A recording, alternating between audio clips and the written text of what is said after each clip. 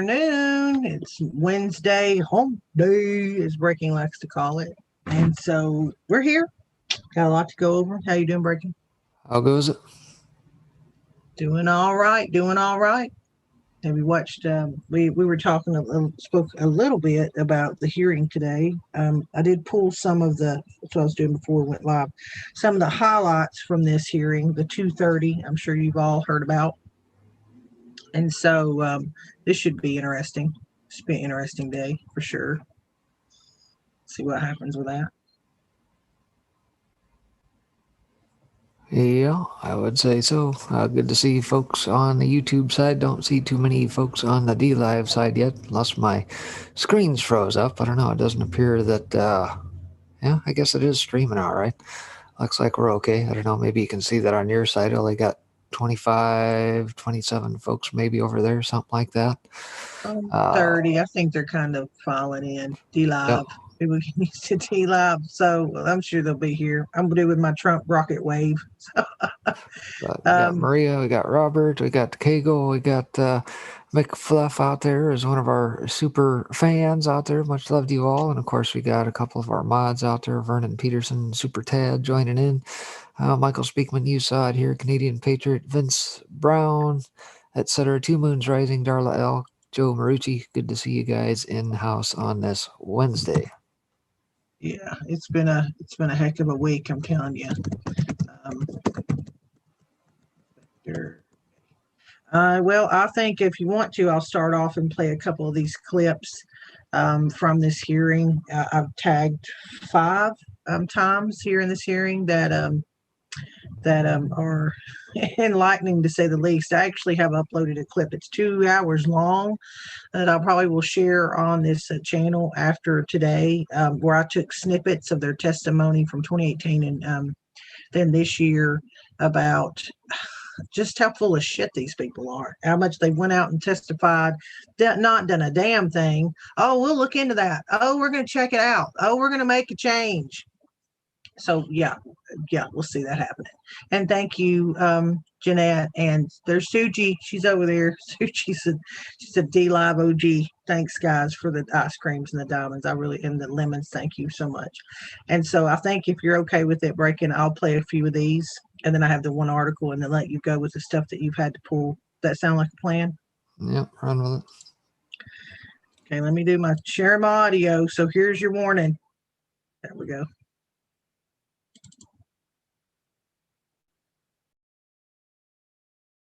I want to thank you, Mr. Chairman, for holding this hearing. The 3 witnesses we have before this committee today collectively pose, I believe, the single greatest threat to free speech in America and the greatest threat we have to free and fair elections. Yesterday, I spent a considerable amount of time speaking with both Mr. Zuckerberg and Mr. Pichai. I have concerns about the behavior of both of their companies. I would note that Facebook is at the minimum at least trying to make some efforts in the direction of defending free speech. I appreciate their doing so. Google, I agree with the concerns that Senator Klobuchar raised. I think Google has more power than any company on the face of the planet. And the antitrust concerns are real. The impact of Google is profound.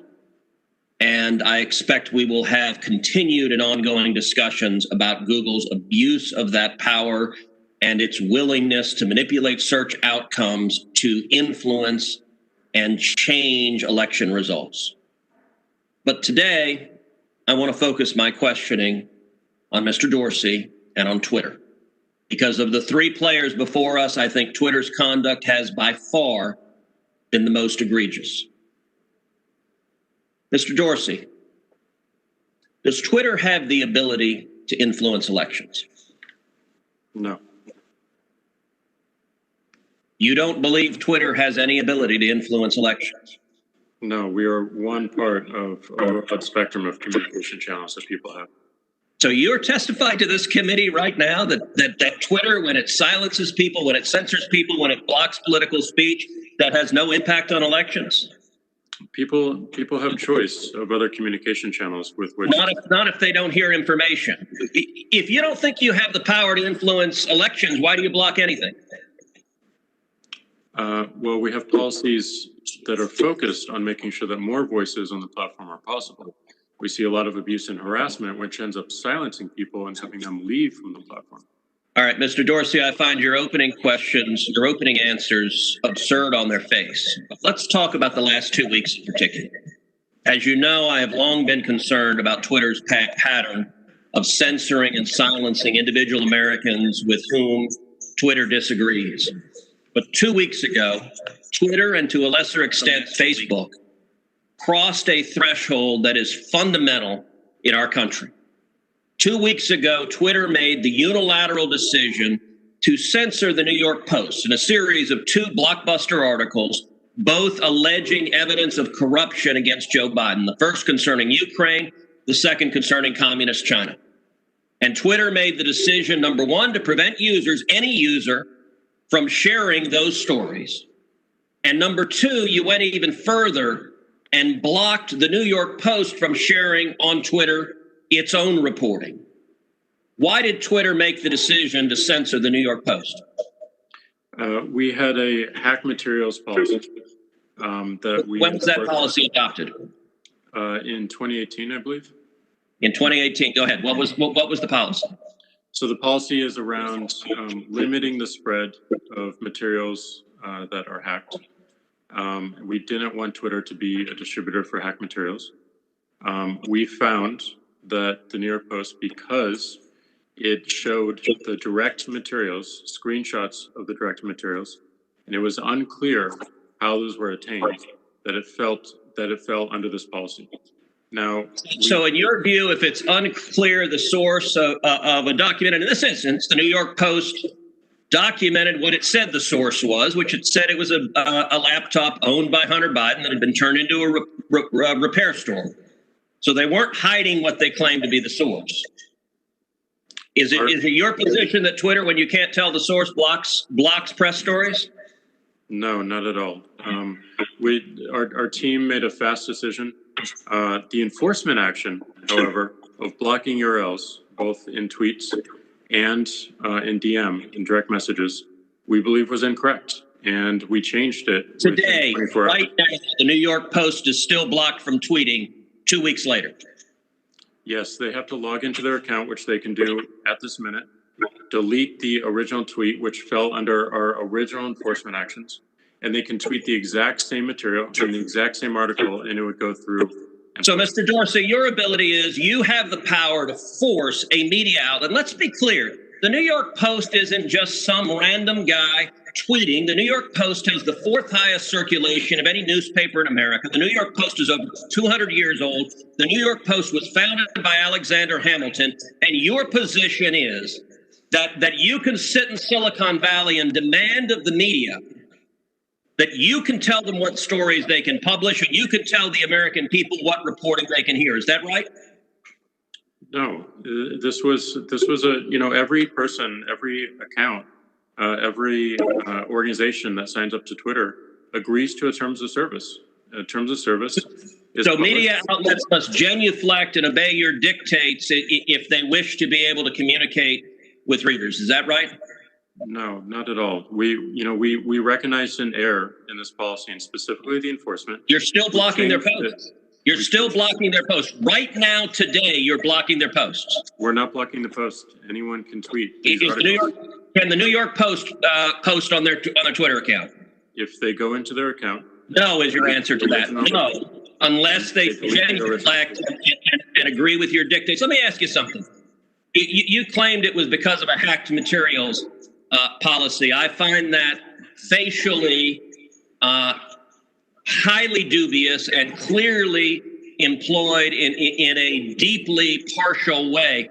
Did Twitter block the distribution of the New York Times' story a few weeks ago that purported to be based on copies of President Trump's tax returns? We didn't find that a violation of our terms of service and this policy in particular, because it was reporting about the material. It wasn't distributing the material. Okay, well, that's actually not true. That they posted what they purported to be original source materials, and federal law, federal statute makes it a crime, a federal felony, to distribute someone's tax returns against their knowledge. So that material was based on something that was distributed in violation of federal law, and yet Twitter gleefully allowed people to circulate that. But when the article was critical of Joe Biden, Twitter engaged in rampant censorship and silencing. And again, we recognized errors in that policy. We changed it within 24 hours. This is. But you're still blocking the New York Post. You haven't changed it. We have changed it. They can log into their account, delete the original tweet. That was You forced a Politico reporter to take down his post about the New York Post as well. Is that correct? Within that 24-hour period, yes. But we, as the policy has changed, anyone can tweet. So Twitter takes the view you can censor the New York Post, you can censor Politico, presumably you can censor the New York Times or any other media outlet. Mr. Dorsey, who the hell elected you and put you in charge of what the media are allowed to report and what the American people are allowed to hear? And why do you persist in behaving as a Democratic super PAC, silencing views to the contrary of your political beliefs? Let's give Mr. Dorsey a few seconds to answer that, and then we'll have to conclude this segment. Well, we're not doing that, and this is why I opened this hearing with calls for more transparency. We realize we need to earn trust more. We realize that more accountability is needed to show our intentions and to show the outcomes. Thank you, so Senator. I hear the concerns and acknowledge them, but we want to fix it with more transparency. Thank you, Senator Cruz. The ranking member has deferred now to Senator Schatz, who joins us remotely. Sir, you are recognized.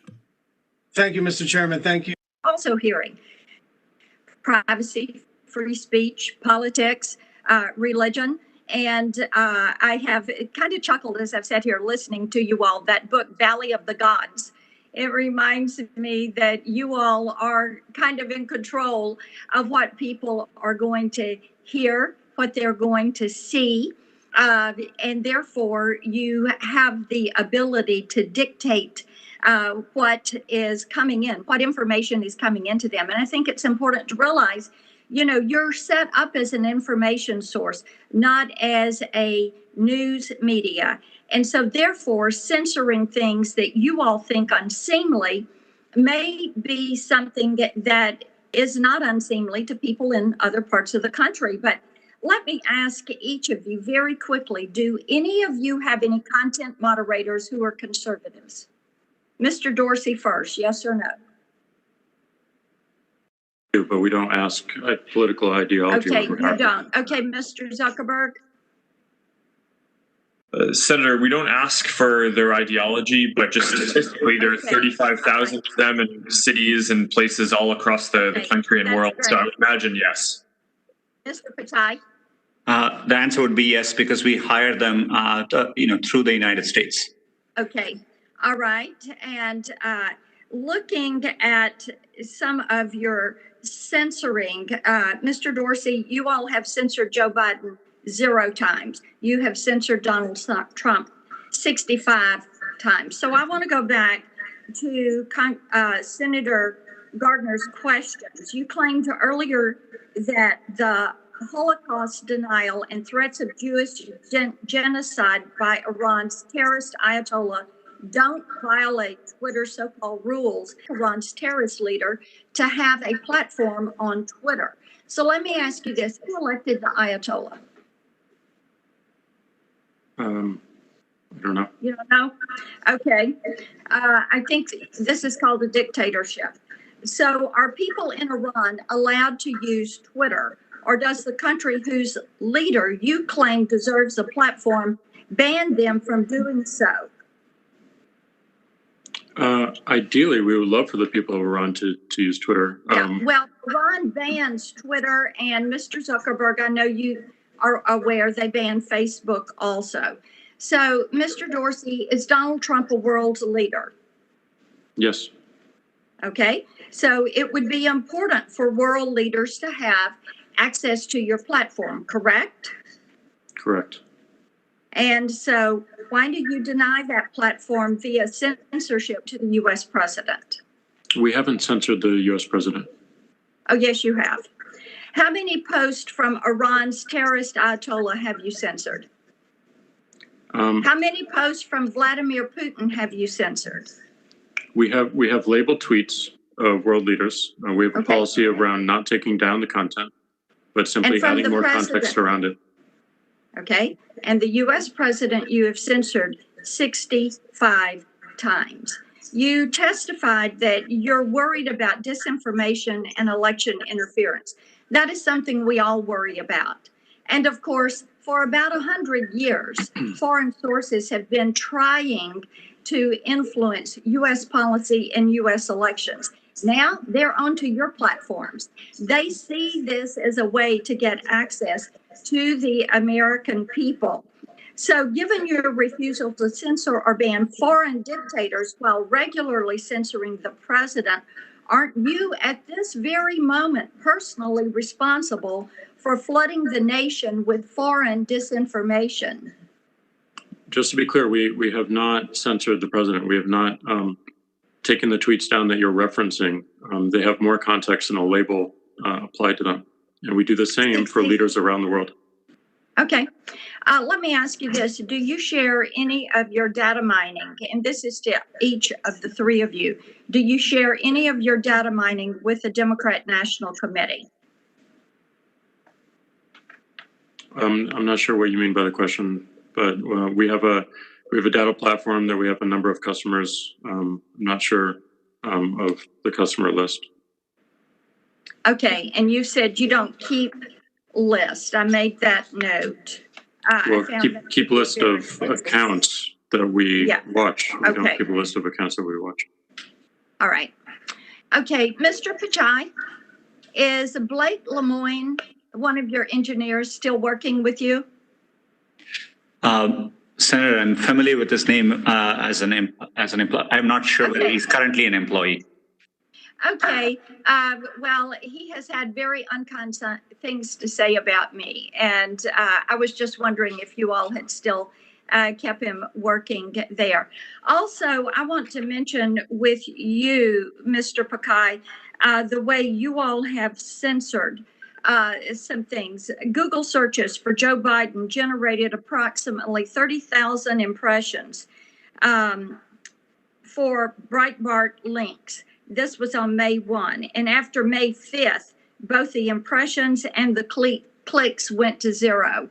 I hope that what you all realize from this hearing is that there is a pattern. You may not believe it exists, but there is a pattern of subjective manipulation of the information that is available to people from your platforms. What has driven additional attention to this is the fact that more of a family's functional life is now being conducted online. Because of this, more people are realizing that you are picking winners and losers. You're trying to, Mr. Zuckerberg, years ago, you said Facebook functioned more like a government than a company. And you're beginning to insert yourself into these issues of free speech. Mr. Zuckerberg, with my time that is left, let me ask you this. You mentioned early in your remarks that you saw some things as competing equities. Is the First Amendment a given right, or is that a competing equity? Expression. I believe strongly in free expression. Sorry if I was on mute there. But I do think that, like all equities, it is balanced against other equities like safety and privacy. And even the people who believe in the strongest possible interpretation of the First Amendment still believe that there should be some limits on speech when it could cause imminent risk of physical harm. The kind of famous example that's used is that you can't shout fire in a crowded theater. So I think that getting those equities and the balance right is the challenge that we face. The time has expired. Perhaps we can follow. Well, we believe in the First Amendment, and we are going to. Yes, we will have questions to follow up. Thank you, Mr. Chairman. I Thank you, can't see ma'am. the clock. Thank you. Senator. Made that you're engaging in unfair or deceptive trade practices in violation of federal law. I see these quotes where each of you tell consumers and the public about your business practices, but then you seem to do the opposite and take censorship-related actions against the president, against members of his administration, against the New York Post, the Babylon Bee, the Federalist, pro-life groups, and there are countless other examples. In fact, I think the trend is clear that you almost always censor, meaning, and when I use the word censor here, I mean block content, fact check, or label content, or demonetize websites of conservative, Republican, or pro-life individuals or groups or companies contradicting your commercial promises. But I don't see this suppression of high-profile liberal commentators. So, for example, have you ever censored a Democratic senator? How about President Obama? How about a Democratic presidential candidate? How about Planned Parenthood or NARAL or Emily's List? So, Mr. Zuckerberg, Mr. Dorsey, and Mr. Pichai, can any of you, and let's go in that order, Zuckerberg, Dorsey, and then Pichai, can you name for me one high-profile person or entity from a liberal ideology who you have censored and what particular action you took? Senator, I can get you a list of some more of this, but there are certainly many examples that your Democratic colleagues object to when a fact checker might label something as false that they disagree with, or they're not able to. I get that. I get that. I just want to be clear. I'm just asking you if you can name for me one high-profile liberal person or company who you've censored. I understand that you're saying that there are complaints on both sides, but I just want one name of one person or one entity. Senator, I need to think about it and get you more of a list, but there are certainly many issues on both sides of the aisle where people think we are making content moderation decisions that they disagree with. I got that, and I think everybody on this call could agree that they could identify at least 5, maybe 10, maybe more high-profile conservative examples. What about you, Mr. Dorsey? Well, we can give a more exhaustive list, but again, we don't have an understanding of political ideology of our accounts. But I'm not asking for an exhaustive list. I'm asking for a single example. Just one individual, one entity, anyone. We've taken action on tweets from members of the House for election misinfo. Can you identify any example? Yes, with two Democratic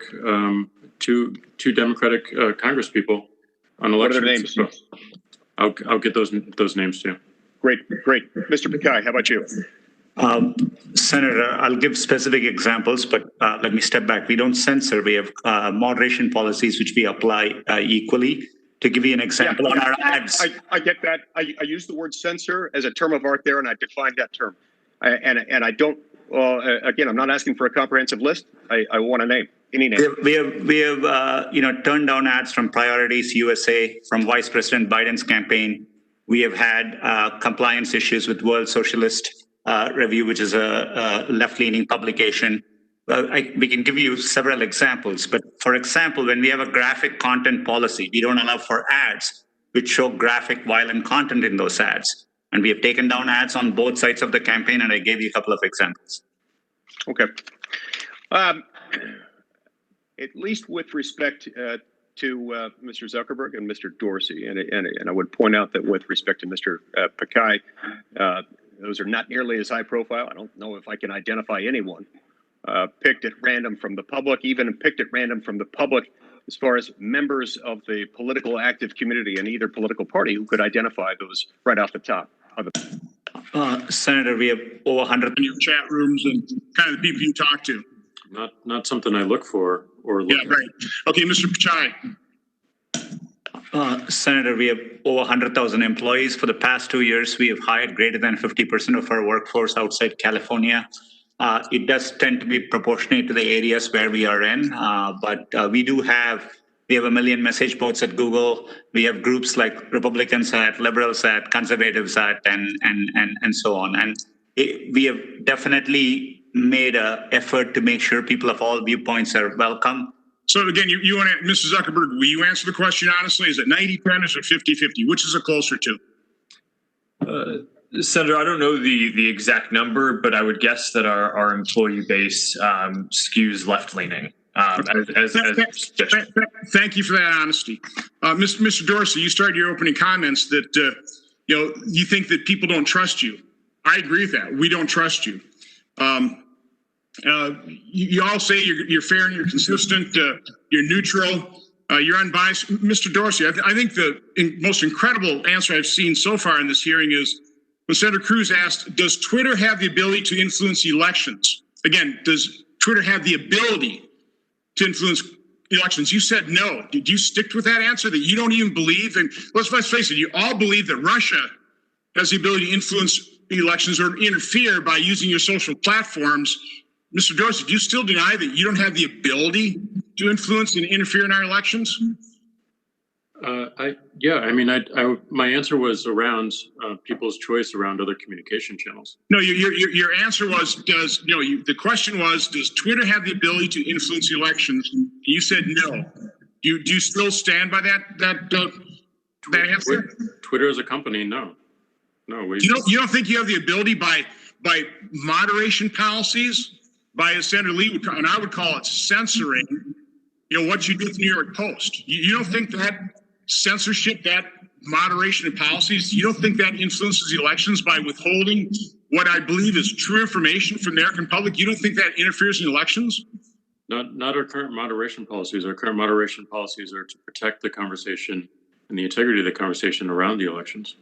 Okay, for both Mr. Zuckerberg and Dorsey, who censored the New York Post stories or throttled them back, do either one of you have any evidence that the New York Post story is part of Russian disinformation, or that those emails aren't authentic? Do any of you have any information whatsoever they're not authentic, or that they are Russian disinformation? Mr. Dorsey, we don't. You have no. So why would you censor it? Why did you prevent that from being disseminated on your platform that is supposed to be for the free expression of ideas, and particularly true ideas? We believed it fell afoul of our hacking materials policy. We judged in the moment. What evidence did you have that it was hacked? They weren't hacked. We judged in a moment that it looked like it was hacked materials. You were wrong. Surfacing, and we updated our policy and our enforcement within 24 hours. Mm-hmm. Mr. Zuckerberg? Senator, as I testified before, we relied heavily on the FBI's intelligence and alerts to us, both through their public testimony and private briefings and alerts they gave us. Did the FBI contact you and say the New York Post story was false? Senator, not about that story specifically. Why did you throttle it back? General. Why did you throttle it back? They alerted us to be on heightened alert around a risk of hack and leak operations around a released trove of information. And Senator, to be clear on this, we didn't censor the content. We flagged it for fact checkers to review, and pending that review, we temporarily constrained its distribution to make sure that it didn't spread wildly while it was being reviewed. But it's not up to us either to determine whether it's Russian interference nor whether it's true. We rely on the FBI and intelligence and fact checkers to do that. Mr. Dorsey, you talked about your policies toward misinformation, and that you will block misinformation if it's against civic integrity, election interference, or voter suppression. Let me give you a tweet that was put up on Twitter. It says, Senator Ron Johnson is my neighbor and strangled our dog, Buttons, right in front of my 4-year-old son and 3-year-old daughter. The police refuse to investigate. This is a complete lie, but important to retweet and note that there are more of my lies to come. Now, we contacted Twitter And we asked him to take it down. And here's the response. Thanks for reaching out. We escalated this to our support team for their review, and they have determined that this is not a violation of our policies. So, Mr. Dorsey, how could a complete lie, it's admitted it's a lie, how does that not affect civic integrity? How could you view that not as being election interference? Let's face it, that could definitely impact my ability to get reelected. How could that not be a violation of voter suppression? Obviously, if people think I'm strangling my neighbor's dog, they may not show up at the polls. That would be voter suppression. So why didn't Twitter take that? By the way, that tweet was retweeted like something like 17,000 times and viewed by and loved, commented, appreciated by over 50,000 people. How is that not voter suppression? How is that not election interference? How does that not affect the civic integrity? Well, we'll have to look into our enforcement or non-enforcement in this case of the tweet, and we can get back to you with more context. So, Mr. Zuckerberg, in that same June hearing, real quick, Mr. Dorsey, you referred to that June hearing with Stefan Wolfgang, had all kinds of good ideas. That's 16 months ago. Why haven't you implemented any of those transparency ideas that you thought were pretty good 16 months ago? Well, he was talking about algorithmic choice, and we have implemented one of them, which is we allow people to turn off the ranking of our timeline. The rest is work, and it's going to take some time. Well, I'd get to it if I were you. Thank you, Mr. Chairman. Senator Johnson. Thank you, Chairman, for hosting this. I think first off, if you followed all this today, what you'll clearly come to the conclusion is Republicans believe that you censor, and Democrats think it's pretty good what you're doing. We're blessed to live in the United States, a democracy where we are granted individual freedoms and liberties under the Constitution. This isn't the case around the world. We can look at what's happening in Communist China right now. General Secretary Xi is committing horrible human rights abuses against China's minority communities and censoring anyone that speaks out about their oppression. The Chinese Communist Party surveils their citizens and uses state-run media to push their propaganda, control information their citizens consume, and hide their human rights abuses. Twitter and Facebook are banned in Communist China.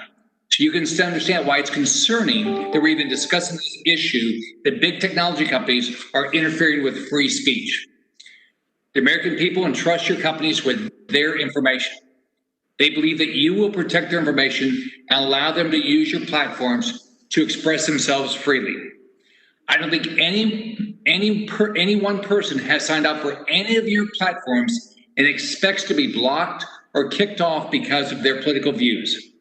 But it's becoming obvious that your companies are unfairly targeting conservatives. And that's clearly the perception today. Facebook is actively targeting ads by conservative groups ahead of the election, either removing the ads completely or adding their own disclosure if they claim it didn't pass their fact check system. But their fact check is based on reports from known liberal media groups like PolitiFact, which clearly is a liberal media group. Twitter censored Senator Mitch McConnell and put warnings on several of the president's tweets. And until recently, they completely blocked the American people from sharing the New York Post story about Hunter Biden's laptop and suspended the New York Post account. The New York Post is one of the most circulated publications in the United States. This isn't some fringe media outlet filled with conspiracy theories. Yet you allow murderous dictators around the world to freely use your platform. Let me give you a few examples. On Twitter, Iran's Supreme Leader Ayatollah tweeted calling for the elimination of the Zionist regime. He said on May 21, 2020, the elimination of the Zionist regime does not mean the massacre of the Jewish people. The people of Palestine should hold a referendum. Any political system that they vote for should govern in all of Palestine. The only remedy until the removal of the Zionist regime is firm armed resistance. I would like to know first why Twitter let that stay up and why the Ayatollah has not been blocked. In May 2019, Maduro, a murderous dictator, tweeted a photo of him backed by his military for a march after 3 people were killed and 130 injured during protests in his country. The tweet describes the march as a clear demonstration of the moral strength and integrity of our glorious armed forces, which is always prepared to defend peace and sovereignty. I would say this glorifies violence, which Twitter has flagged President Trump for, but Twitter let that stand. General Secretary Xi's communist regime pushed lie hide the fact it's committing a genocide against the Uyghurs, forcing millions into internment camps because of their religion. On September 1, a Chinese government account posted on Twitter, Xinjiang camps, more fake news. What the Chinese government has done in Xinjiang has created the possibility for the locals to lead better lives. But truth that simply goes against the anti-China narrative will not be reported by some biased media. Clear lie. It has been widely reported that this claim by the Chinese government is false, but Twitter took no action. Your companies are inconsistently applying their own rules with an obvious bias. Your companies are censoring free speech. You target the president, the White House press secretary, Senator Mitch McConnell, the Susan B. Anthony list of pro-life group, while giving dictators a free, unfettered platform. It is our responsibility to hold your companies accountable and protect Americans' ability to speak freely on their platforms, regardless of their political views or the information they choose to share. You can't just pick and choose which viewpoints are allowed on your platform, expect to keep the immunity granted by Section 230. So, Mr. Dorsey, you allow dangerous dictators on your platform. Tell me why you flag conservatives in America, like President Trump or Leader McConnell, but potential misinformation while allowing dictators to spew their propaganda on your platform. We have taken actions around leaders around the world, and certainly with some dictators as well. We look at the tweets, we review them, and we figure out if they violate our policy or not. Mr. Dorsey, can you tell me one you did against Iran? The Ayatollah? Can you tell me about one you've ever done against the Ayatollah or Maduro? I think we've done more than one actually, but we can send you that information on those actions. But we want to make sure that we do have a global leader policy, that we believe it's important. People can see what these leaders are saying, and those tweets remain up, but they are labeled that they violated our terms of service, just to show the integrity of our policy and our enforcement. When the Communist China, which we all know has put 1 million people, Uyghurs, in camps, you did nothing about the tweet where they say that they're just helping them lead a better life. You can just follow. Anybody that follows the news knows what's happening to the Uyghurs. It's genocide what they're doing to the Uyghurs. I've never seen anything you've done on calling out a lie. We don't have a general policy around misleading information and misinformation. We don't. We rely upon people calling that speech out, calling those reports out and those ideas, and that's part of the conversation. Is if there is something found to be in contest, then people reply to it. People retweet it and say that this is wrong. This is obviously wrong. You would be able to quote tweet that today and say this is absolutely wrong, and we benefit from more of those voices calling that out. So, but you block Mitch McConnell and Trump's tweets, and you just say, right? Here's what I don't get: is that you guys have set up policies that you don't enforce consistently, and then what's the recourse to a user? I talked to a lady this week that she just got her Facebook account just eliminated. There's no recourse. There's nothing she can do about it. So every one of you have these policies that you don't enforce consistently. So what should be the recourse? We do enforce them consistently. And as I said in my opening remarks, we believe it's critical that we have more transparency around our process. We have clear and straightforward and efficient appeals. So the woman that you talked to could actually appeal the decision that we made. And that we focus on algorithms and figuring out how to give people more choice around it. Thank you, Senator Scott. Okay. That's about the gist of it. That took up more time than I thought it would. I thought those were the clips from the hearing that I went through and grabbed out. I copied and pasted a link to that. Thanks, Breaking, for handing that over to me before we come on air. I kind of went through it. But as you notice, it's always the same answer. We'll get back to you. We'll get back to you. I don't know. We'll look that up. I don't know. We'll get back to you. It's just so disingenuous. And the last thing that I had that had anything to do with that was this. where basically big league politics said, wow, Twitter CEO Jack Dorsey caught lying under oath about censorship and Senate testimony, where it said Twitter CEO Jack Dorsey is giving testimony to the U.S. Senate today after being subpoenaed over his social media monopoly, brazen censorship, and electoral interference with regards to leaks of Hunter Biden's embarrassing personal information from the laptop. I just want everybody to know, too, that Pajaya, the CEO of Google, also runs YouTube. They own YouTube. So when he testifies, he's speaking for this platform as well. So it says Dorsey told Senator Ted Cruz that anyone can now share the Hunter Biden stories from the New York Post on his platform. Individuals on Twitter soon went on to Twitter to prove in real time he was lying. Nothing like lying under oath. This person trying to share it. So yeah, so there's that. And with that, there you go. Everybody knows. Everybody knows they're full of crap. Everybody. I'll put you to sleep, Breaking. No, it's just tiring, ridiculous. It's time for the charade to be over. Bury these assholes into the ground, period. As I've said before, it's pointless at this point, in my opinion, to continue to play on their platforms. I don't give a damn what a certain letter tells us or not. That day is over. We don't need Silicon Valley, period. You want overlords? Continue to play on their platform. Go right ahead. But you abide by their rules. Don't think that you abide by their rules? Sure you do. Every time that you have to agree to their end user license agreements, guess what? You are signing a contract. Well, there's a funny thing about contracts. Contract law is the supersedent to everything. Any law. Anytime you sign a contract, sign your name on it, digitally or otherwise, VeriSign, you name it, you in effect are giving up your half to them. And that also supersedes the Constitution. Yes, the Constitution is indeed a contract, but at the end of the day, the end user license agreements tend to supersede the Constitution because it is between you and that party. And that's where they get you. Most people don't know that. So when they say that they aren't censoring, they're absolutely right. They're just enforcing the part of the contract that we willingly and have not bothered to actually read. So we really shouldn't be surprised with all this bull crap and that going on. My opinion, get off the platforms. I'm going to play this piece and that from back in 2015.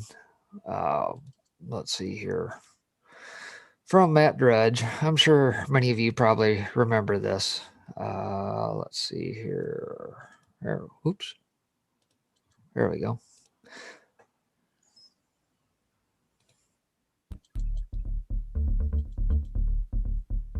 I'm here to say, and this is the reason why I came to see you, Alex, is you are one of the very few who are operating under this theory to be an independent American. In a big way. If your calling is media, fine. If your calling is sports, whatever it is, but you've got to be the greatest you can be now. I don't know why they've been successful in pushing everybody into these little ghettos of these Facebooks and these tweets and these Instagrams, these Instas. This is ghetto. This is ghetto. This is corporate. They're taking your energy. They're taking your energy and you're getting nothing in return. Nothing. They're dumbing the language down. Twitter's designed to reduce the language directly out of 1984. It's Ingsoc. I had a Supreme Court justice tell me to my face, it's over for me. I said, Matt, it's over for you. They've got the votes now to enforce copyright law. You're out of there. They're going to make it so headlines you can't even use headlines. To have a Supreme Court justice say that to my face, that it's over. They've got the votes, which means time is limited. Time is not forever. How many more moons and sunrises will you see in your life? Rise and fall. There's not that many. It's a small amount. So for people to be saying with this attitude, oh, I'll get on with my life and my greatness sometime. No, you can't. We're being enslaved now, and that's it. Under the TPP, they admit you can't put a headline to the New York Times. You're sending massive traffic to them. They're claiming you're taking their words. This is insane. And you had the Justice Stephen Breyer said we need to look at a global law.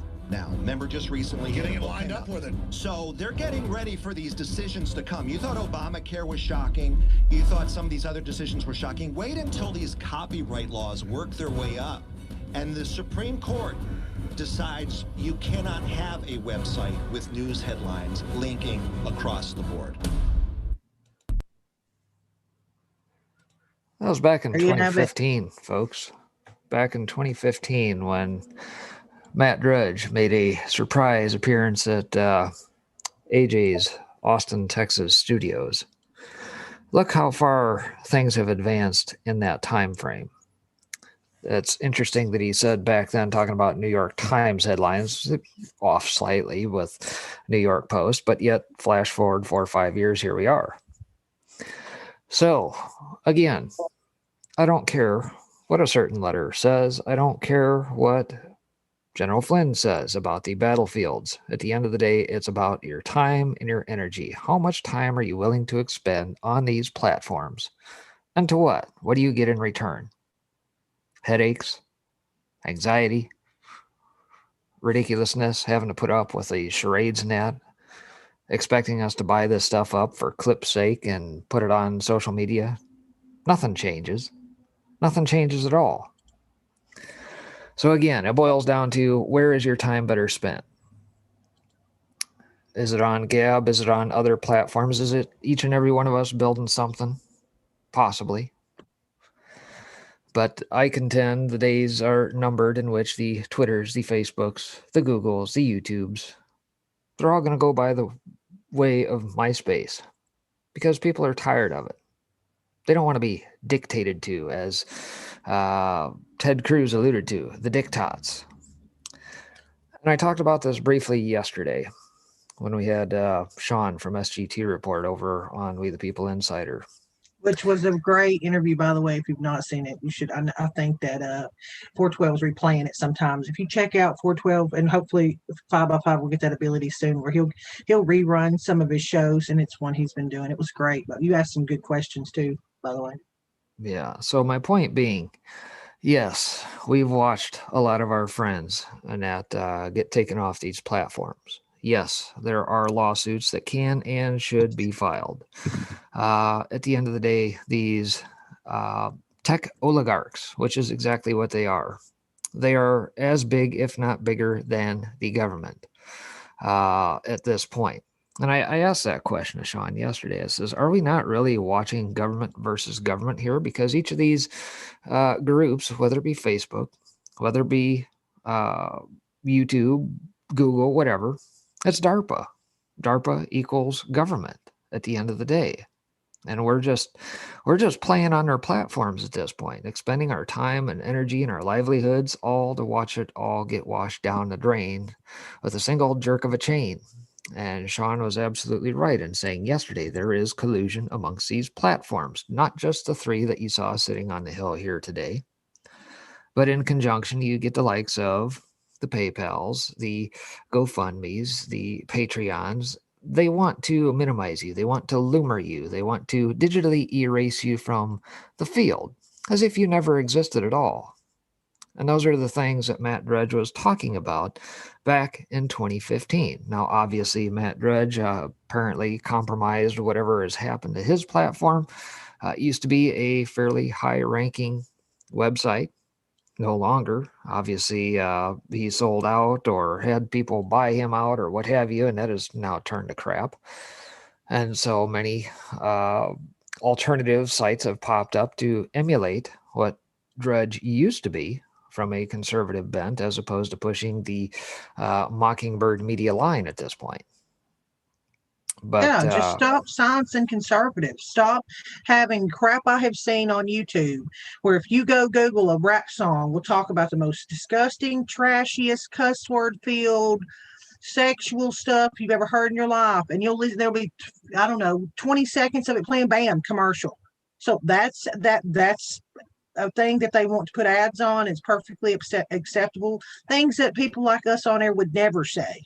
but that's pushed through and accepted. Same thing with the gamers. I'm not blaming gamers. Hey, they get on, they can do whatever they want to. They use Discord as a platform to communicate through. And some of the things they say on Discord has been so disgusting, and yet they're not taken down. Gamers aren't taken down. So if your people are trying to act like this is a target attack, spare me. We've been around too long to be hoodwinked by that bullshit.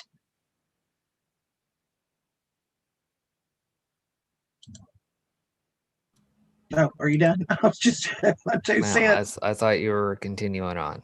No. I thought I didn't know if you had a couple articles to go through. I had to couple about voter fraud. Yeah, there's no point in going through it. It's going to take too long for me to get through, so I'll save that for another time here for today. But yeah, obviously 230, and I've talked about this a little bit here in the past as well.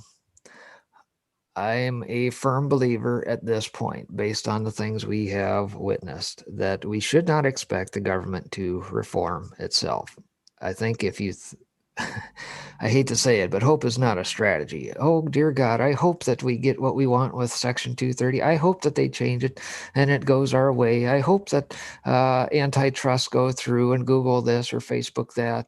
No, hope is not a strategy.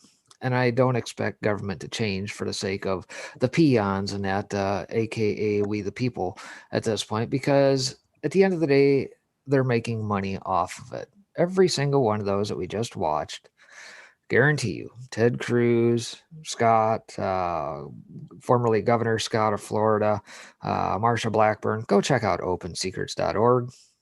Go look them up. See who they're taking money from. And it doesn't matter if you're left or right side of the aisle. All these companies buy these politicians, period. They may give more to their left-leaning side, but they may give a little bit less to the other side. But at the end of the day, they're all taking campaign contributions to them. One way, shape, or form. May not be directly to them by name, but will float back through super PACs and everything else. So again, what's the point in having these dog and pony show? Other than, oh, here's a few clips to throw out in the media and say, oh, zinger this, or he totally shreds this. Okay, well, what does that do for us? Not a freaking thing. And yet we sit here and expect something to change. That's the very definition of insanity, doing the same thing over and over again, expecting different results. It's not going to happen. Build a new platform, build a new internet, go around these pricks, period, and do away with them. MySpace fell for that very reason. Well, I'm going to spit through a couple of these articles in Daddy's here. So, and I got to give a shout out to Daddy because the UK time and the American time, y'all guys change earlier than we do. And God love Daddy because it falls right in his regular show time. And I'm like, Daddy, can you just do it this one day? Because we change on the 31st. So, all right. Daddy, well, before you do that, I'll go ahead and bow out. Take care, everybody. I'll see you next time. Okay. Have a good one. Thank you. Okay. So I'm going to spit through a couple of these. This is where the looters were shooting looters. 11 people were shot in Philadelphia overnight during the riots. The riots are still going on in Philadelphia. It's not getting as much coverage as it used to. Something's got to change. It said Fox 29 reporter Steve Kelly was filming the scene outside one looted business when Philadelphia police told him looters were shooting looters. Police also told the reporter that 50-year-old man who had filled up his car with stolen goods was then carjacked and had all the stolen items from him. In the midst of all this, 11 people were shot. So the looters are robbing from the looters. This is insanity. Then it says here, father pleads for calm as Philadelphia erupts again in riots, looting over fatal police shooting. Guys, this is crazy. And again, because there's so much other stuff going on, this is happening. This stuff needs to be shut down. This is a Democratic senator on tech censorship, anti-conservative bias. Not a problem, not enough. And they want to say censorship isn't happening. Of course, they condone this situation.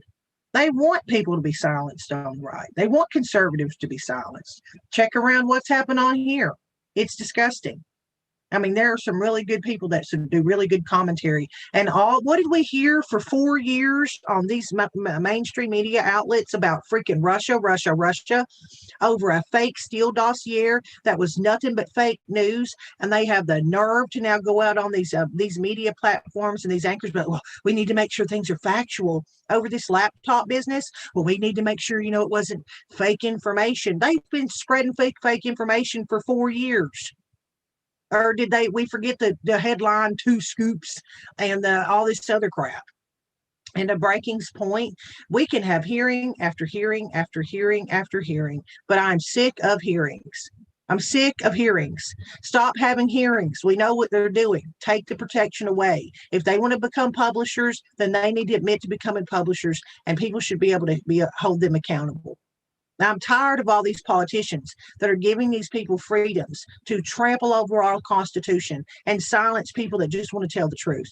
We mess up, but if you want to hold us to the same line as the mainstream media, I guarantee you we try harder to bring you the truth than they do, because they're all propaganda. Or I can take you back to the 1970s when they said they had the CIA inserted in the mainstream media. And there's words you can't even say on this platform. And most of them have to do with protecting children. Iron that out. Make that make sense. Make that make sense. The things that we need to talk about in order to protect our children are flagged and deemed on this platform as words you can't say. Who are they? Then who are they protected? Who are they protected? This right here is also a little shocking thing I've seen today. Healthcare workers made up the majority of the people who purchased guns during coronavirus pandemic. Healthcare workers. Healthcare workers were not only on the front lines of fighting coronavirus, they were also the majority of the people purchasing guns, leading to the surge of gun ownership. The study from New Mexico State University and University of Toledo found that 67% of the people who said they bought guns during the coronavirus pandemic work in the healthcare industry. Well, who do you think is on the front lines to see exactly the ridiculousness or the situation that's going on behind the scenes? Who do you think knows where the bodies are? Who do you think knows the truth about this situation? Anybody? I would say those people have to have their thumb on the scale, the people that actually work in these places. And when they're out arming themselves or trying to protect themselves, there you go. All I have to say is there you go.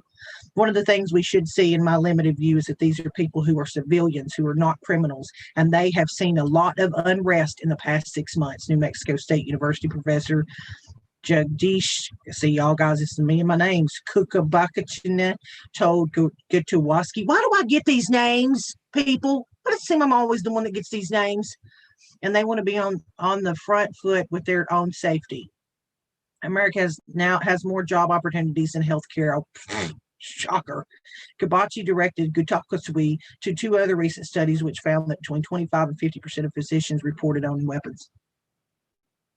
I don't know, people. I don't know. Here's your sign.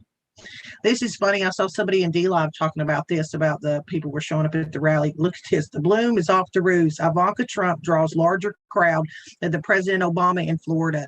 This is the facts here. This is the funny part. This is what I'm going to read to you. If the support levels for campaign surrogates is any evidence of support levels for the top of the ticket candidates, then President Trump is about to crush Joe Biden in Florida. Biden's biggest name campaign surrogate, former President Barack Obama, was campaigning today in Orlando, a massive geographic metropolis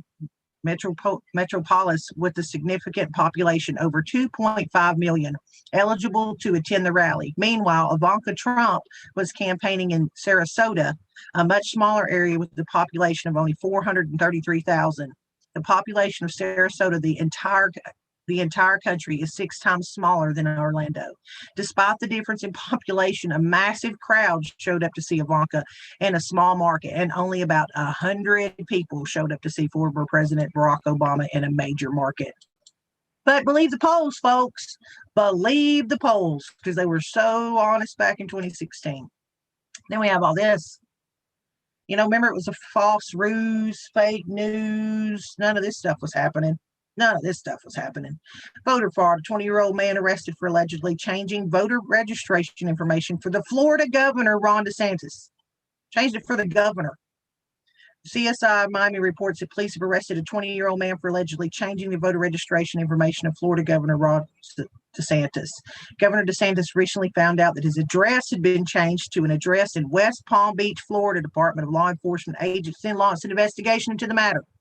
They traced the address change back to a 20-year-old Anthony Guevara, who apparently altered the governor's information via computer over a web browser. You can do it there, but there's no possibility for any kind of issues going forward. Here's another one. Voter fraud. U.S. postal worker charged with illegally dumping absentee ballots in Kentucky. Look at the track. Look at this. Look at this. U.S. Postal Service worker has been accused of mail tampering after allegedly being caught on video disposing over 100 absentee ballots in a dumpster. I wonder what side he's on. I wonder what side of the aisle he sits. 30-year-old Deshaun Bajori of Louisville, Kentucky, has been charged with delay or destruction of mail, according to press release from U.S. Attorney Russell Coleman's office. Bajori is accused of disposing of roughly 111 general election absentee ballots, 69 mixed-class mail pieces, 320 second-class pieces of mail, and 2 campaign flyers for national elections from a Florida political party. Prosecutor claims that he has confessed to discarding the mail. He'll be incarcerated for up to 5 years. It says he will be. Now, I don't know if they've already came down with this. I don't know. Incarcerated for up to 5 years in prison and face a $250,000 fines. Okay, if he is convicted of the charges. There we go. So it said it should come no surprise that the U.S. Postal Service endorsed Democratic contender Joe Biden for president earlier this year. Huh? Anybody shocked? Is anybody shocked? I'm not shocked. And then what's happening over across the pond? Daddy, are you here? Are you rolling your smoke? Daddy Dragon. I'm here. I'm here in the background. Can you hear me all right? Yeah. Okay, I know what you're doing then. I had brought this one up for when you came in. The lockdown 2.0, Europe is shutting down everything again due to COVID-19 mass hysteria.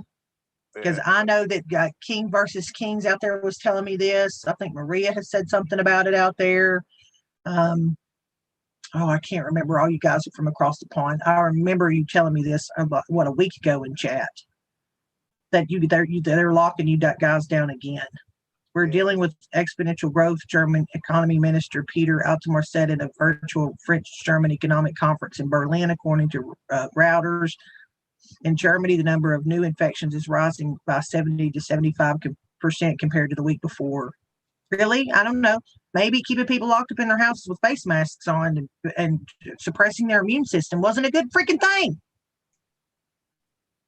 I don't know. So you can talk about this. I'm sure you'll have a lot to say about it. And I have to thank you, Daddy, because the time change for the difference of us. Daddy had to step in during his show time to come over here like he did. If y'all remember last year during the spring when he had to do the same thing.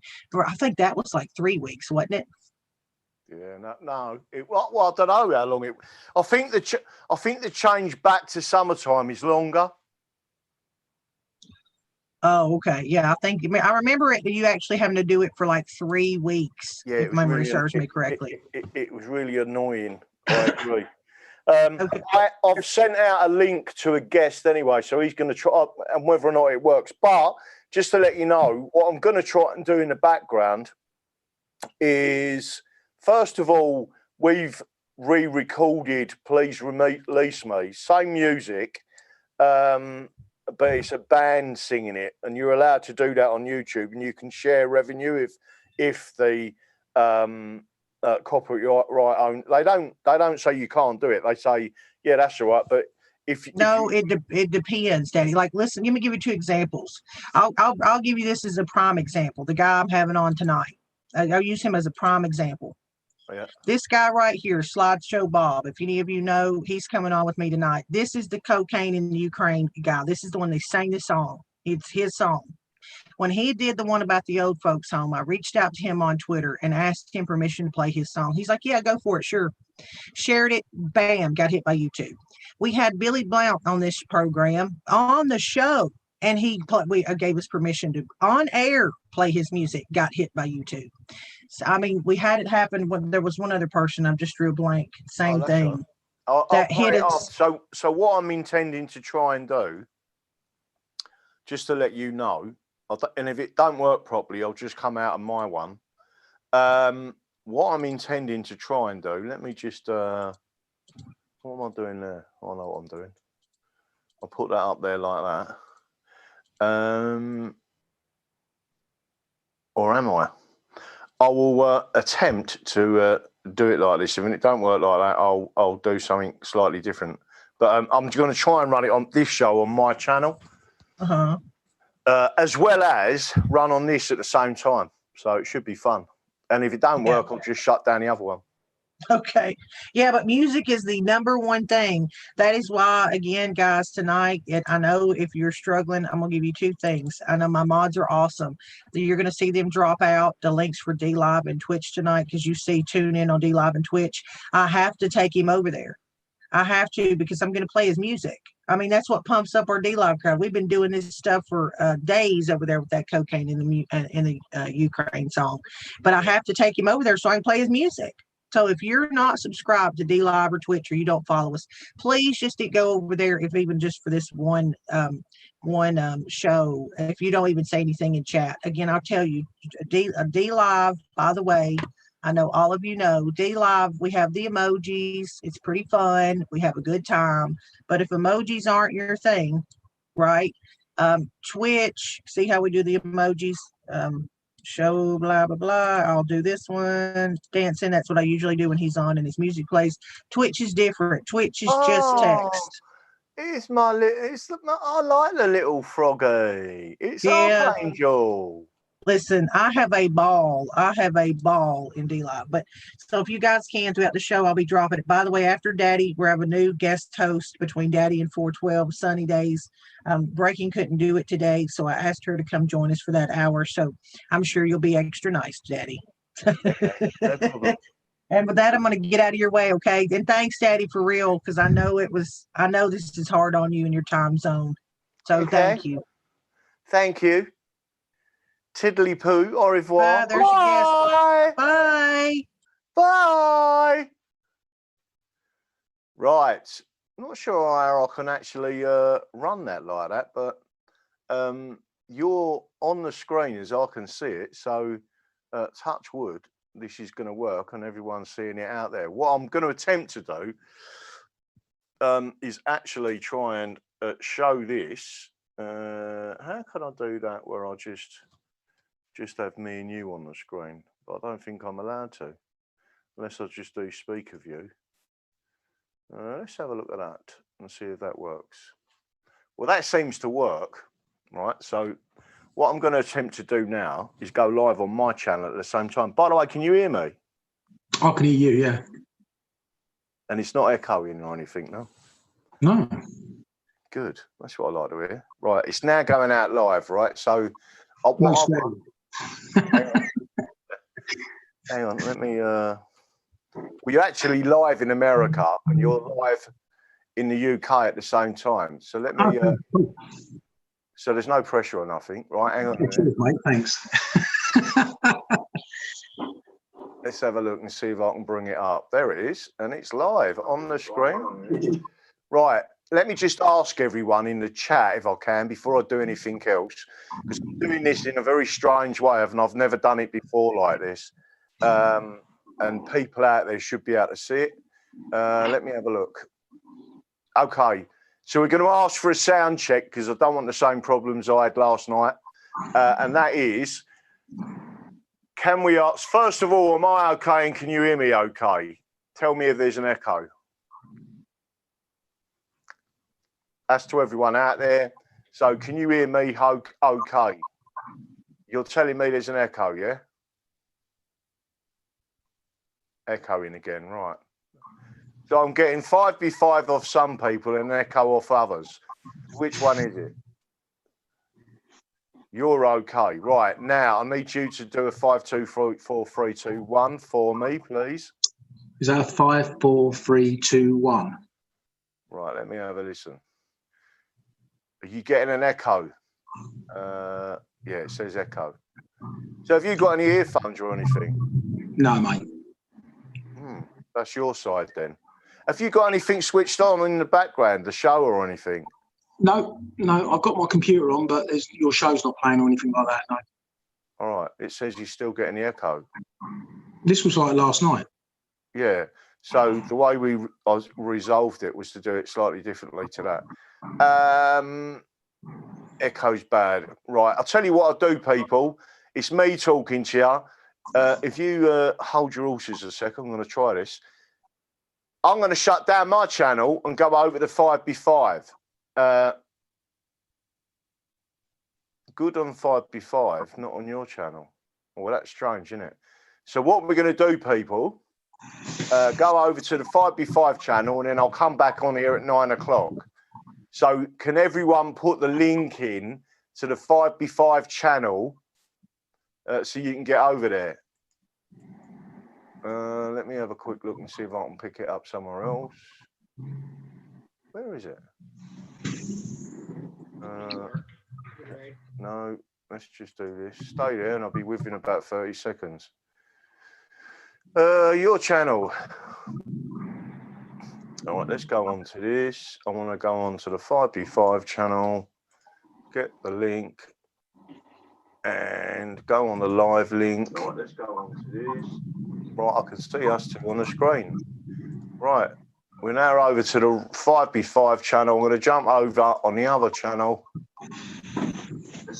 Oh, there should have been even. Shut up, Mr. Sampson. Right, here it is. Right, so you want to go on that channel, and then I'm going to shut this one down. Right, so we're on this channel. Right, I'm going to post it over now. We're going to have a decent conversation with an English Democrat prospective police commissioner, and it should be fun. Right, there it is there. So I'm now going to shut it off on this screen and go over mainly to the other one. Right, what you should find, now I've shut that off, I'm hoping that the other channel is going to be up there, because I want to go to a few things in a couple of seconds while I'm sorting this out. Right, that's it.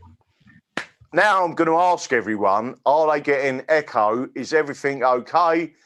Tell me if you're getting echo on the other channel. So this me speak. I'll do my 5 foot right. 5, 4, 3, 2, 1. That's it. Right. Everybody out there, can you hear? And is everything okay? So you're getting no echo. All good, no echo.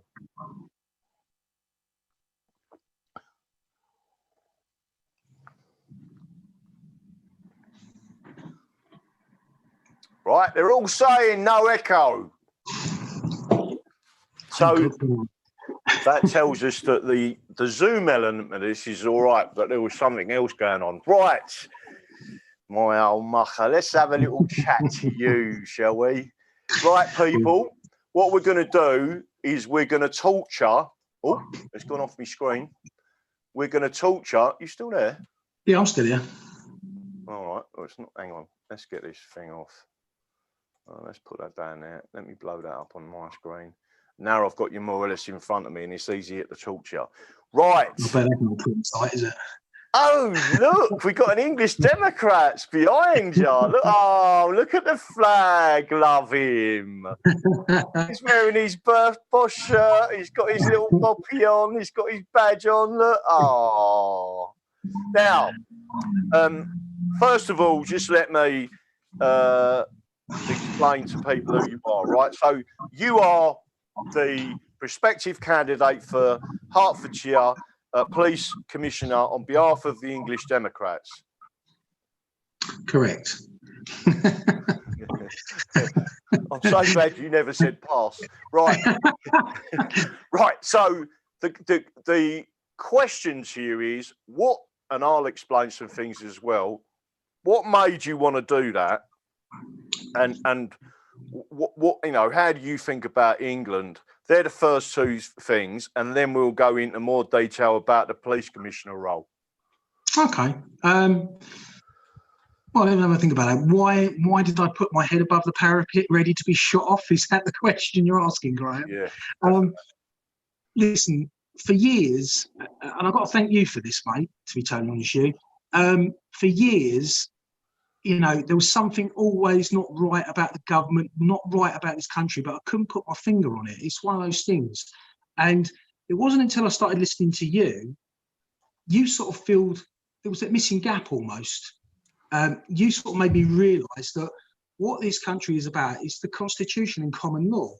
So I joined the English Democrats last year, and I thought, how am I going to make a difference? We can all moan about things, but sooner or later we've got to stand up and do something about it. So I considered running in Parliament last year as a candidate, like you did, and it sort of dawned on me that, yeah, I think I could have won it. Actually, I think I could have won where I was quite easily.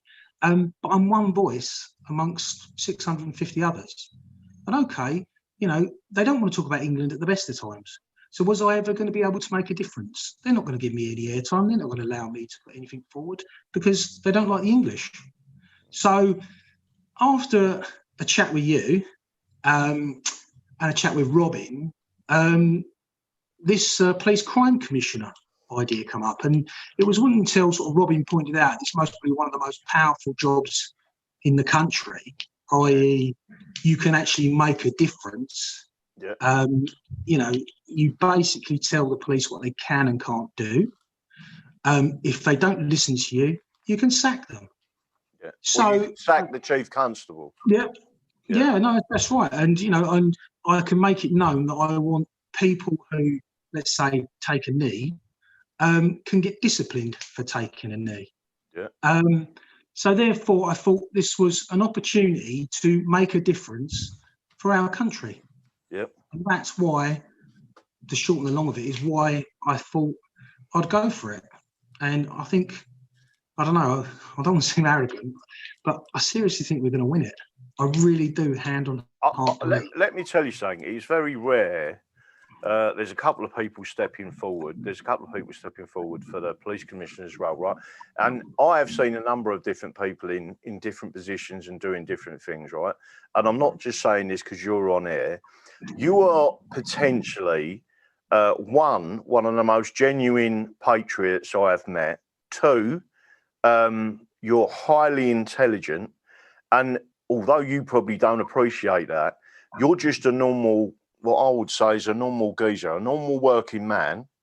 So one of the questions you asked me, and I'm going to get back to why you're going to win it, and you are going to win it, was, do you think I'm qualified for this role? Well, the answer is you're more qualified for the idiots that are running it at the moment, because the people at the moment are all so first of all, the role is not supposed to be political.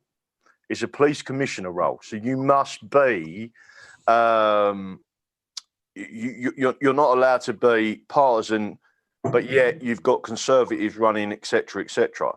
The English Democrats are the only party that believes in the Constitution of England and the rule of law as applied by the common law, the statutes, etc. So therefore, technically, we are not left or right. We do the best for the country. So therefore, an English Democrat constitutionalist, as I believe you would describe yourself as, you're not a politician.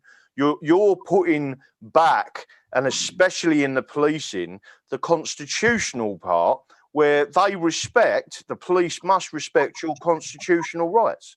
Yeah, and that's exactly it. I've got several friends that are ex-police officers that have left because the police service is no longer the police service. That's another thing as well. They've changed it to a police force, and I'm not happy about that. I think the police have forgotten their role in this country. They're here to serve us and protect us. And certainly what I've been seeing over the last few months, they're doing neither. It just seems to be that they've almost turned into, well, certainly where London is concerned, Sadiq's army. And again, that's a big constitutional issue, that, because Parliament cannot have a standing army, and they've got themselves one. Now, it's funny you just said that, because I'm looking for my notes at the moment. Let me find my notes, and I will tell you a couple of things. The first thing is, and this needs to be said live on air, and I'm going to say it to you. It seems that the police, and there is a particular, I don't think Robin's actually sent it to me yet. If he had sent it to me, I'd send it over to you. Hang on, let me have a look and see if he sent it to me. I'm waiting for some information to come across. But the basis of it is, it looks like the police, the riot police in particular, in London, on the days they attacked us, were mostly foreign. Now, we've already mentioned that on the show, but the point is there is now evidence that they're potentially a European Union mercenary police force that have come in just as riot police to bash the granny out of us. Yeah, I'd agree with that. Well, the classic example of that was when we was in Trafalgar Square. When it all started off, it was just normal police, if you like. A bit of intimidation going on, but, you know, they were basically telling us we were breaking the law and all that rubbish. They were trying to get us to move along. Okay, that's fair enough. I don't have an issue with that. But they were soon withdrawn. And then it all got a bit nasty because it's the TSG, isn't it, that steamed in. And they were not interested in anything other than trying to beat people up. Exactly. And, you know, fortunately, I was in the middle of the square at the time, and I didn't realise what was actually going on to either side. But what I saw afterwards was absolutely outrageous. It was disgusting. And the good thing is, let me just say to everybody here, and everybody listening in America and in England, you was up there with me, you witnessed that violence, you as an individual and an observer of that, as a potential police commissioner, observed the police attack people that were completely peaceful and non-violent. Yeah, it was disgusting. So no one can con you, no media can con you into believing there was some sort form of attack on the police. There was nothing, and they drew batons and started beating us for nothing. Graham, you know as well as I do, there was old people, disabled people, women and children in that crowd. There was no intention of any violence whatsoever. None.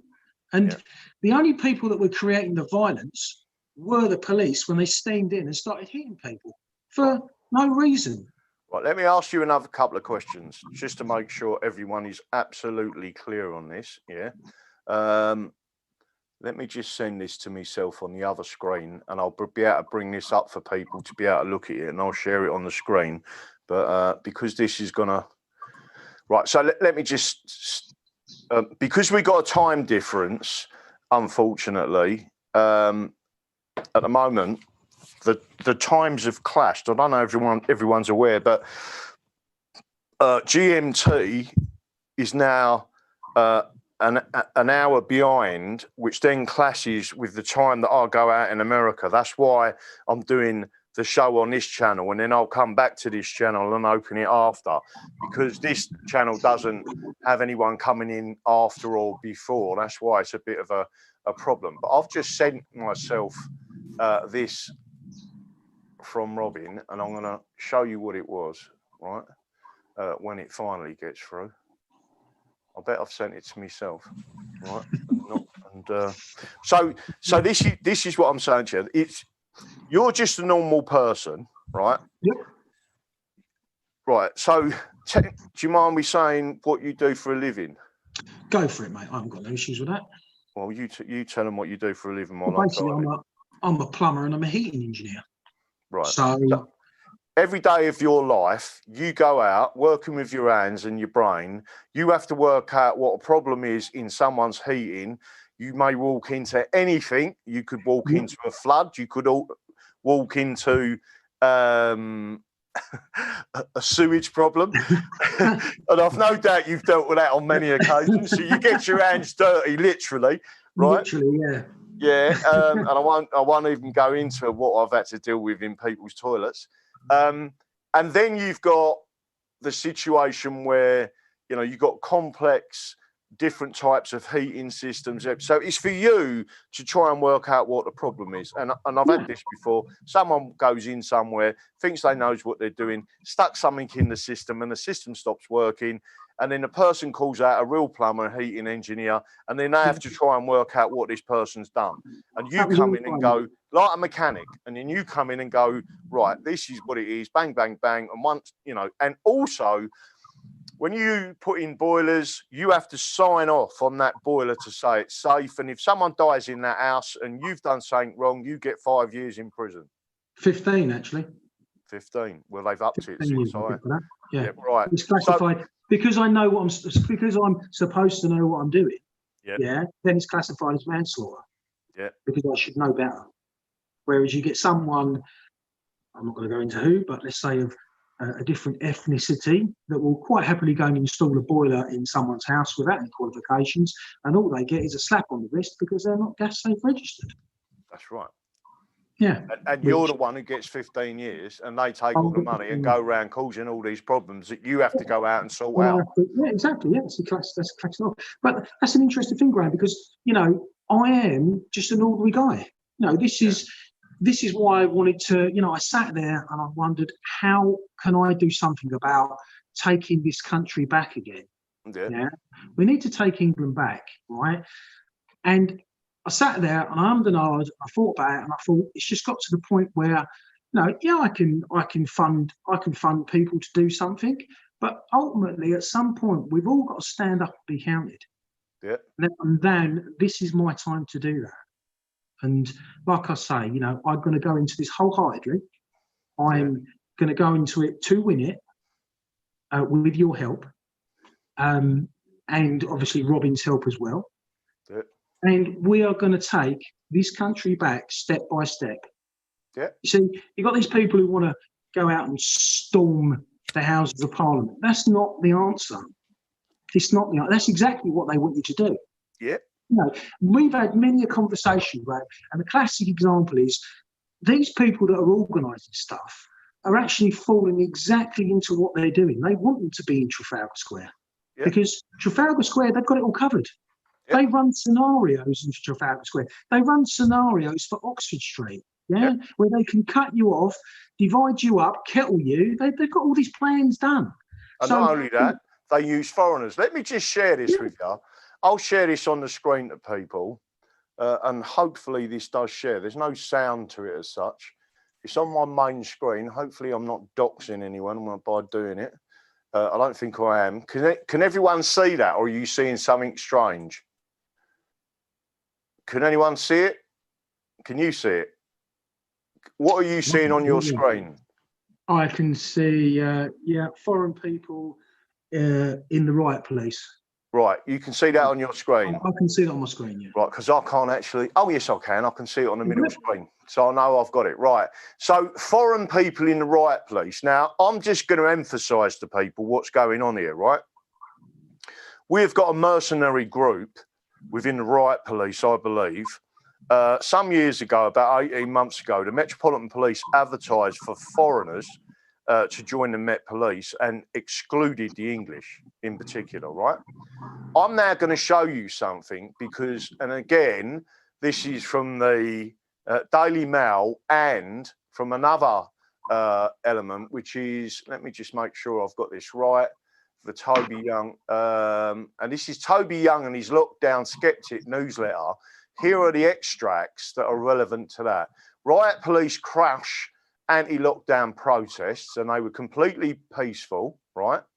And it says the territorial support group, the paramilitary wing of the Metropolitan Police, brutally dispersed a group of peaceful anti-lockdown protesters yesterday, much like they did in Trafalgar Square on September the 26th. The Mail Online has more, and there's the link to it, which I can't share this because it's on an email. Armed police officers dispersed large crowds of anti-lockdown at Trafalgar Square following a march through central London on Saturday, which saw thousands gather against coronavirus, right? Now, we believe that this is tyranny, and what they're doing at the moment is, it says, stop press, a reader has provided an eyewitness account of her encounter with the TSA officers in Trafalgar Square. At about 4:10 p.m. square was nearly empty with protesters. They have set off on another circuit of the streets. About 15 minutes previously, the centre of the square began to fill with uniformed people, all of them masked. And just think of the French police, right? All of them masked, not remotely social distancing. And I overheard a single voice set up a chant against the police. So I moved towards them, but by the time I arrived, the voice had already stopped. Everything seemed very calm. So I gently patted one of the flat-capped men on the arm and said hello. He turned to me and said, "I'm just saying a friendly hello." And I said, "I'm just..." Incomprehension on his face. So I repeated myself. A couple of others were equally mystified by my words. The first drew over one of the officers and we set up a conversation, but he spoke very little English. He spoke in very halting English, very heavily accented. I don't remember what I said next, but he didn't understand me and in turn attracted the attention of a burly English policeman. He replied, "This isn't the time for friendly hellos. There's an extremely dangerous global pandemic on, and I can arrest you for not social distancing." I replied, "That's not true. There's no dangerous pandemic." He was thrusting his head towards me and repeating himself, and I replied, "Please move further away from me. I don't want your filthy air from your dirty, disgusting mask all over me." Very well said. He said, no, he's not moving away and continued to threaten to arrest me for not social distancing, and I'll continue to ask him to move further away. Remember that happened to me. You can go and watch the video when the police outside Buckingham Palace got into my personal space and I said, "Can you please stand back? They are goading you," right? It's intimidation. It is intimidation. Yeah. He said he's not going away and continued to threaten me for not social distancing, and I'll continue to ask him to move further away until a calm bystander intervened. I then surveyed the general scene, looking around at the uniformed people, and realised that quite a few of the flat-cap people were not British, were not English. In Trafalgar Square against me, my head started to spin, and I must have looked bad because I suddenly had three very concerned voices, proper English bobbies, all asking me if I was okay. I said I was having a panic attack.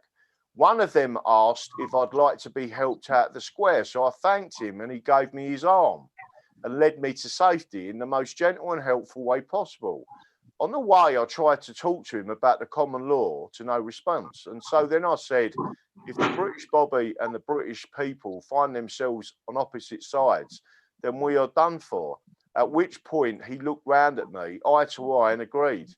Interesting about the TSG officers not being able to speak or understand English very well. Now, a retired police sergeant has then gone into more detail of that. And again, I am going to come into this, but it looks, and I remember the police asking for foreign nationals to join the Metropolitan Police. I have previously stated that the Metropolitan Police and London is lost. It is an EU region. It has, in effect, a parliament. It is operating as an EU region, and you're seeing the same thing happening. What's been happening in France is happening in this country. So you was correct in what you said. We've said don't go to Trafalgar Square, which is why on the 7th of November in Hull, right, it is much more difficult for the British authorities and the European Union authorities to collaborate to get foreign police to a place like Hull. People need to think about what's going on. Get to Hull and we'll explain more to you about what's going on. And we're going to be doing this around the English cities, right? The importance of this, just to let you know, and there is something else I'm going to bring up. So again, you've got foreign people in the riot police. Just to let you know as well, the British have always done this. They've always used, shall we say, divisive tactics anywhere in the world, and that is what they do, is divide and rule. The fact that they're wearing British police uniforms, they are paramilitary police, and you can see they look almost identical to the Paris police, bar a few odds and sods, right? We are disarmed completely, and we never used to be, which I'm going to get onto in a couple of seconds. But this is what I'm going to ask you. What would you say, and you see that violence, like I said. So as someone who is then going to stand up as police commissioner, because you witnessed that violence, you witnessed the British, European violence against our own people, elderly people, women and children there, etc. A peaceful petition, demonstration and prayer. What would you do, and what would you say to the Chief Constable of Hertfordshire in reference to the way that you will deal with the members of the public? Well, it won't be like that, Graham, I can assure you. Yeah, this is what's wrong. This is what's happened to our police service. Yeah, they've gone from being the bobbies that we used to know, yeah, where they were able to communicate with people and they had the respect of the people, to, if you like, well, you see them now. They're almost dressed like the military. They turn up in these body armor, yeah, and they just, all they want to do is intimidate you. So even if you're the victim, you feel that you're being intimidated by this police officer. Correct. So I'm not having that. I'm sorry, and I know for a fact you're getting police, because when I was, where was I going one day? I saw a load of police coming in from Essex when something was going on in London. So this ain't only the Metropolitan Police, they're dragging people in from all over the country, the same as I think what you witnessed in Kent, wasn't it? Yeah, exactly that. They're coming from all over the country. Yeah, this so is an army and regiment. Listen to this. I can assure you now, no Hertfordshire police officer will be going into London to assist in anything that they're trying like that. I'm not having it. What we're going to do in Hertfordshire is we're going back to traditional, proactive policing. Yeah, because at the moment, I don't know if you're aware of it, but all police forces are reactive. So obviously, if there's an issue, then they go and deal with it. Right? That's rubbish. That doesn't work, and I think it's been proved by the crime that's around. Yeah. So we need to turn it into a proactive policy. Yeah. Let's get out. Let's get more bobbies or more police officers on the streets. Stop them sitting behind desks. Yeah. Because I don't think people realise this as well. You see, if someone's shoplifting in Tesco's and they go and nick a bottle of wine or something, that's a police officer's shift. When it turns up to arrest that person, that's a police officer's shift gone. 6 hours to process.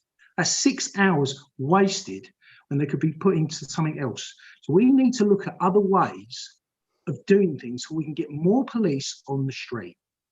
Yeah, we need to make people feel safe. Yeah, no, I totally agree. And so you're going to be respecting the constitutional, unalienable rights of the English.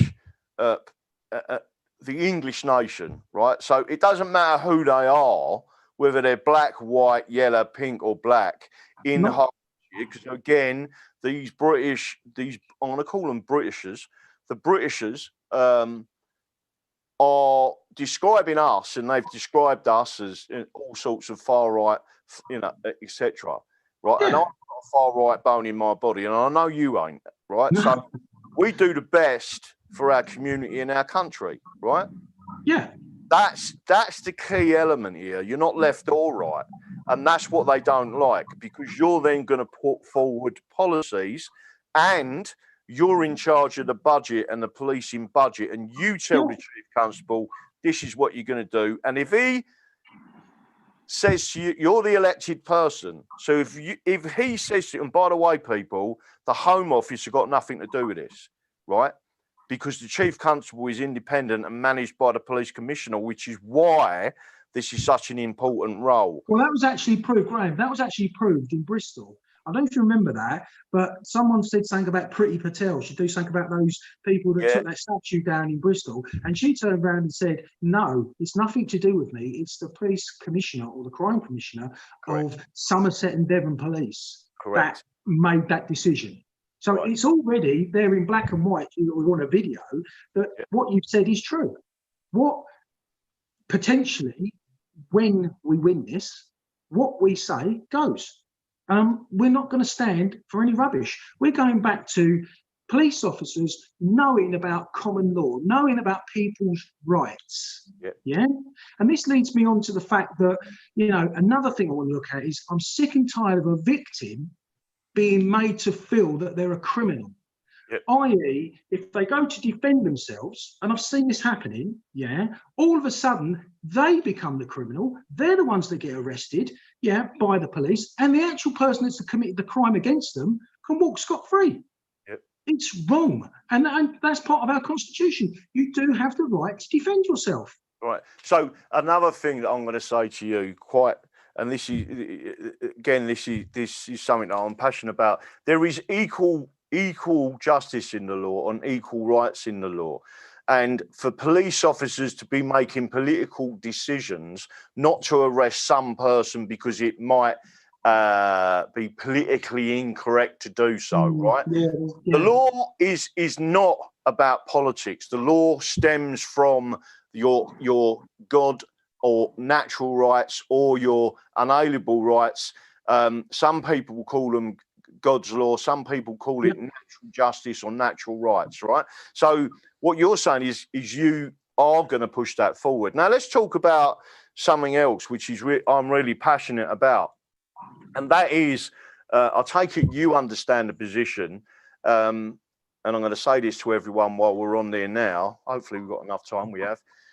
You understand the position of the Bill of Rights, and you understand from the Bill of Rights that it is it can never ever be repealed, and those rights are unalienable rights, and they pre-existed the Bill of Rights, by the way, just to let you know. Well, 6 of them did, and one of the rights that pre-existed the Bill of Rights, that's in the Bill of Rights, in the Declaration, part of the Convention, and then existed prior to that as well, going back over 1,000 years, is for the English and their right to keep and bear arms. Yes.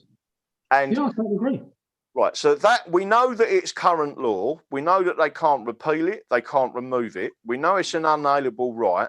So the people out there should understand what we're talking about is where the Americans got their Second Amendment from, and it was from the English, right? So the British have disarmed us, and they've disarmed us for a reason. Since literally 1921 onwards, they have disarmed us. And we believe that there is a serious reason behind that, because they wanted to create the situation we're in now, because this is a conspiracy against the English and the common law that goes back decades. My point to you is the right to keep and bear arms is law in this country. It's constitutional law in this country. And we have now made it policy within the English Democrats under the crime element of our manifesto. How do you feel about that? Yes, totally, 100%. I'm of exactly the same opinion as you, Graham. Yeah. Where's your book? Was it More Guns, Less Crime? Exactly. Yeah. Or what are the two? Actually, Graham, this is a good one. What are the 2 countries in Europe, right, that have got the lowest crime rate? Yeah. Would that be Switzerland? And what's the other one? Is it Hungary? Is it? Yeah. Right. Now, Czech Republic is the other one. That's it. Yeah. Right. And they had to change their country. Czech Republic had to change their constitution to make it that people can carry firearms. Now they've got 280,000 concealed carry. Their crime rate is plummeting, but the reason they did it, they had 2 invasions in the Czech Republic, one by the Nazis, and the next one not far over was the communists. And they've turned around and said, we can see it all happening again, so we're going to arm the people. We'll get onto that subject in a minute, because what I'm saying is what I found in Hertfordshire, the majority of the crime that happens in Hertfordshire is people travelling from London, because we're right on the outskirts of London here. We're just the other side of the M25, yeah? So we've got these people that are travelling to Hertfordshire, yeah, to commit crime. Now, if people have got a gun at home, or we can do the right to conceal carry, Yeah. Don't have an issue with that. Do you think these people are going to come to Hertfordshire to commit crime? No, they're not. No, they're not. I can't see personally a single shot being fired, because when we do talk about this and when we make it our policy, right, we ain't going to have to advertise the fact, right? The BBC and the mainstream media will make a big issue about this. And that, which is what I'm pleased about, is a twofold thing that happens. Yeah. First of all, they're going to make us out to be some kind of nutters. Well, I think we're more than capable of standing up for ourselves and proving we're not nutters. Yeah.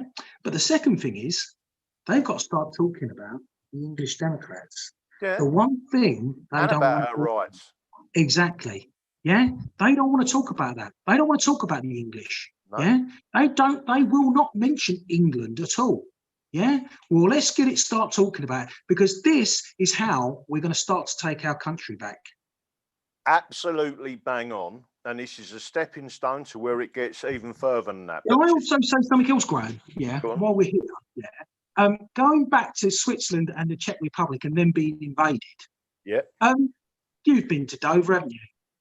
Yes, I have. On a number of occasions. Lovely women and children that are coming across on those boats, those pregnant women. Yeah.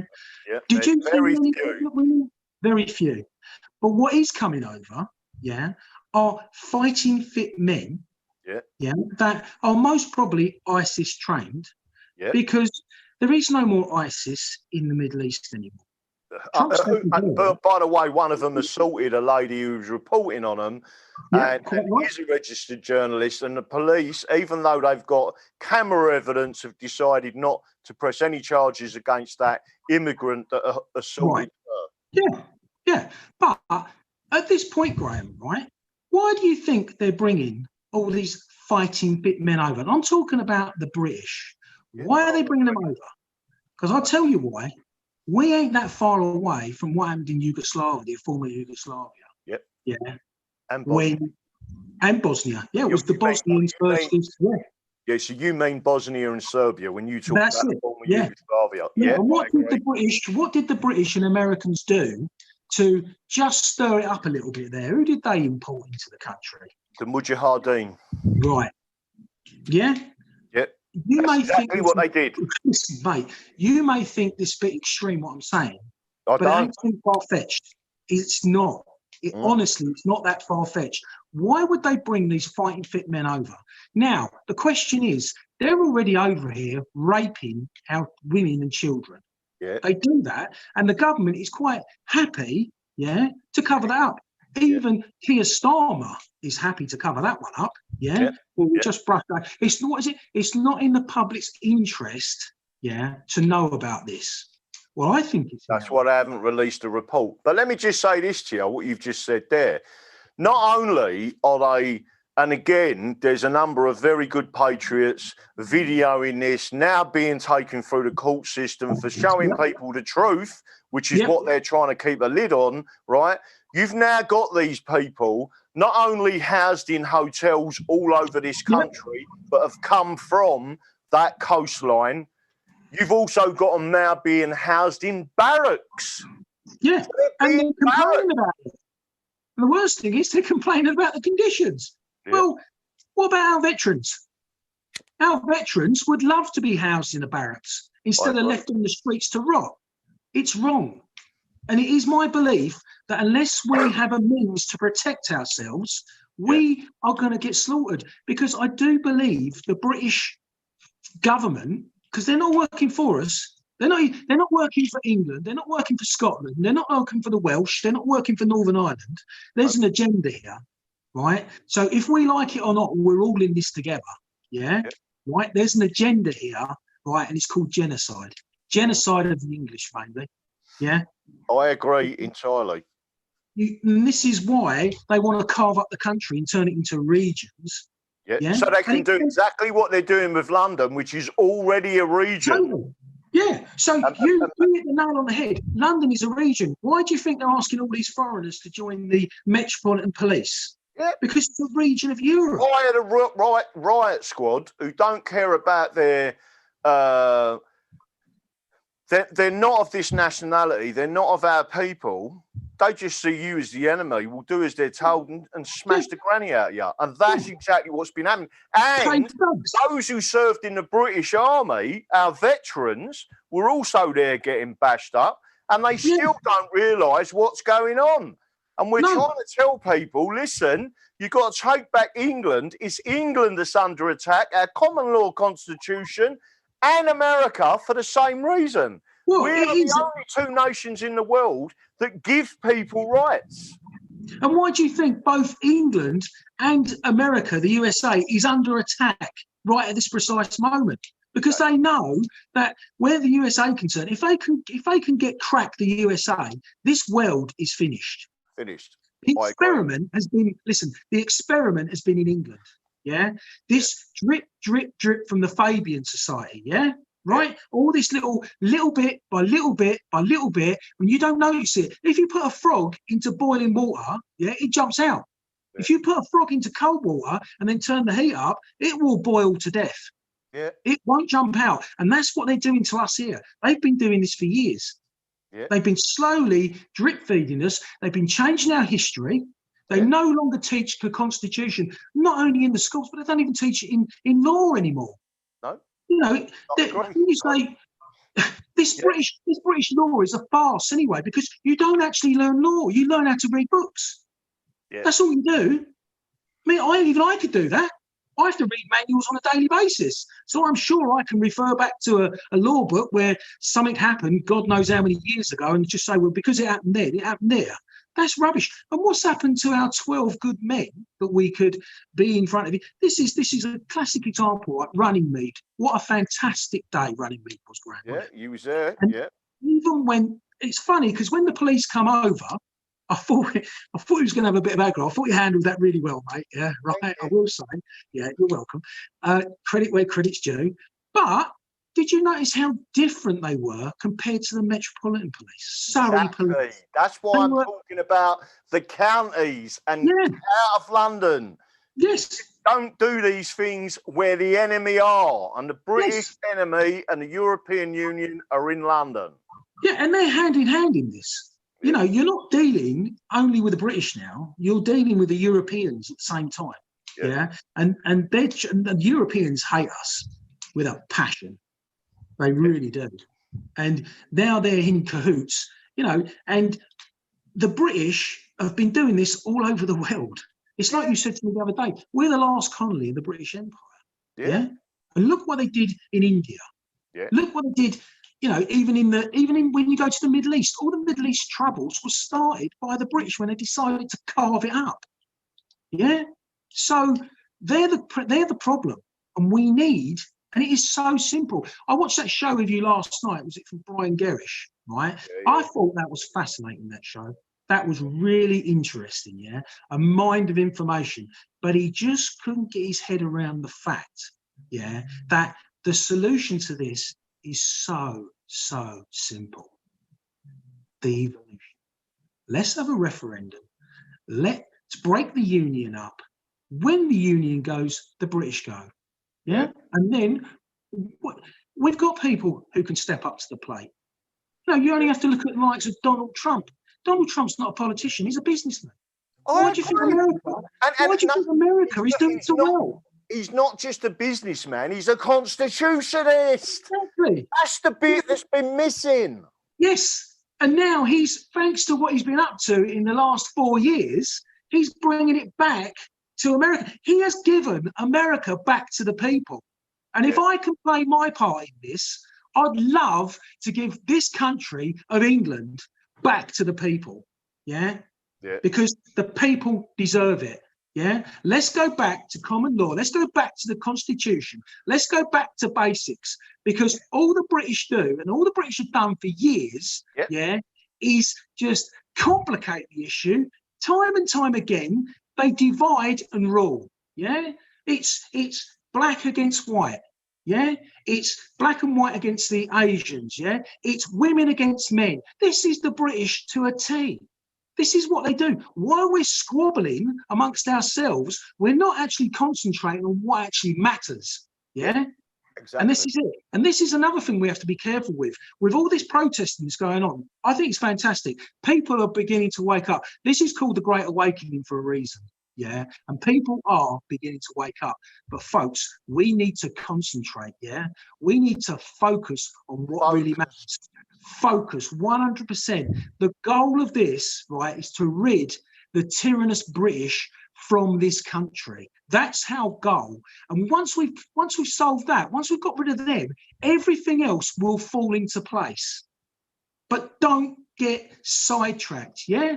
Let me just say this before you carry on, right? So the Brian Gerrish show, with Brian Gerrish on there last night, I've actually got a lot of respect for him. I've sent him an email and thanked him for coming on, and I do understand how he feels about the British, but I want to make sure I emphasise this to people.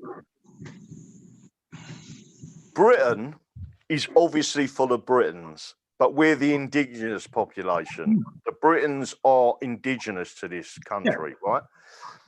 And part of that is that you've got England, Scotland, and Wales, and then you've got Ireland, and then you've got the north of Ireland that's been separated for various reasons. But one of the reasons is because they believe, or the loyalists, not the unionists, the loyalists believe in the Bill of Rights of 1689 that gives them rights as Protestants. Remember, history is really important. They may currently have changed, whether it be Catholic or not is irrelevant to me. We have now got an Islamic problem, and the same Bill of Rights protects us against the Islamists as well as the tyranny of the Catholics. Now, I want people to understand this, right? You must make a distinction and focus on the British, not the Britons, the English, the Scots, or the Welsh. 100%, yeah. And what creates the British, is the Acts of Union.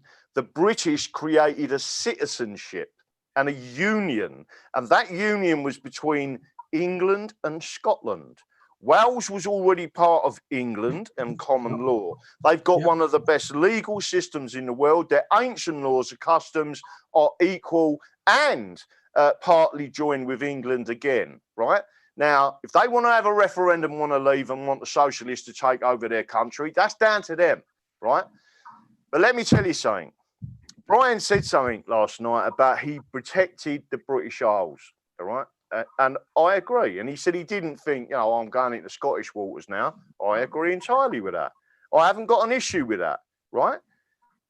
But let me just say this to everyone listening. Anyone who watched the show last night, I want you to understand this. The Isle of Man, right, is smack in the middle of these islands, these British Isles. And it's not in the European Union. And it is not controlled by the British. And do you know why? Because it is a crown dependency. It is not answerable to Westminster and the British. And the people on the Isle of Man govern themselves, right? Yet, as part of Brian Gerrish's naval career, he helped protect that island of the Isle of Man, and Jersey and Guernsey, as crown dependencies, not part of the British. The British and that union is the enemy, because once we remove it, common law kicks in full, what they fear the most, then we deal with the treason. Yeah. So people need to understand. The second thing I'll say to you, and let me tell you something, I am really, really looking forward to this campaign. You've gone out and bought a tower van as well, and all of that stuff. You've got an office all prepared. We've got the signs going up. You're in a prime position. You're a very personable person. You're very intelligent, and you are what I describe as a constitutionalist. And I also know you've watched the show for a long time, which I'm really obviously grateful for, that you support the show. Let me just say this to people, and I want everyone to understand this. You're going to hear a lot of bullshit, and you're going to hear bullshit from the mainstream media. You're going to hear bullshit from the British about firearms and, you know, you're going to get serial killers and you're going to get this. Let me tell you something now, right? The house prices in Hertfordshire are going to go up. The crime rate is going to go down. The biggest beneficiaries of firearms in the community and concealed carry are women. Because when they're being abused behind that door, yeah, they have an equalizer, right? Now, let me just say this to you. There's already 13,000 people in Hertfordshire with firearms licenses. It's the biggest county in the country with firearms licenses. We're taking this country back, people, right? And there is a strategy to do it, and the English Democrats, and the time is now. You have got London as a region. You need to remove that parliament, that tyrannous British parliament.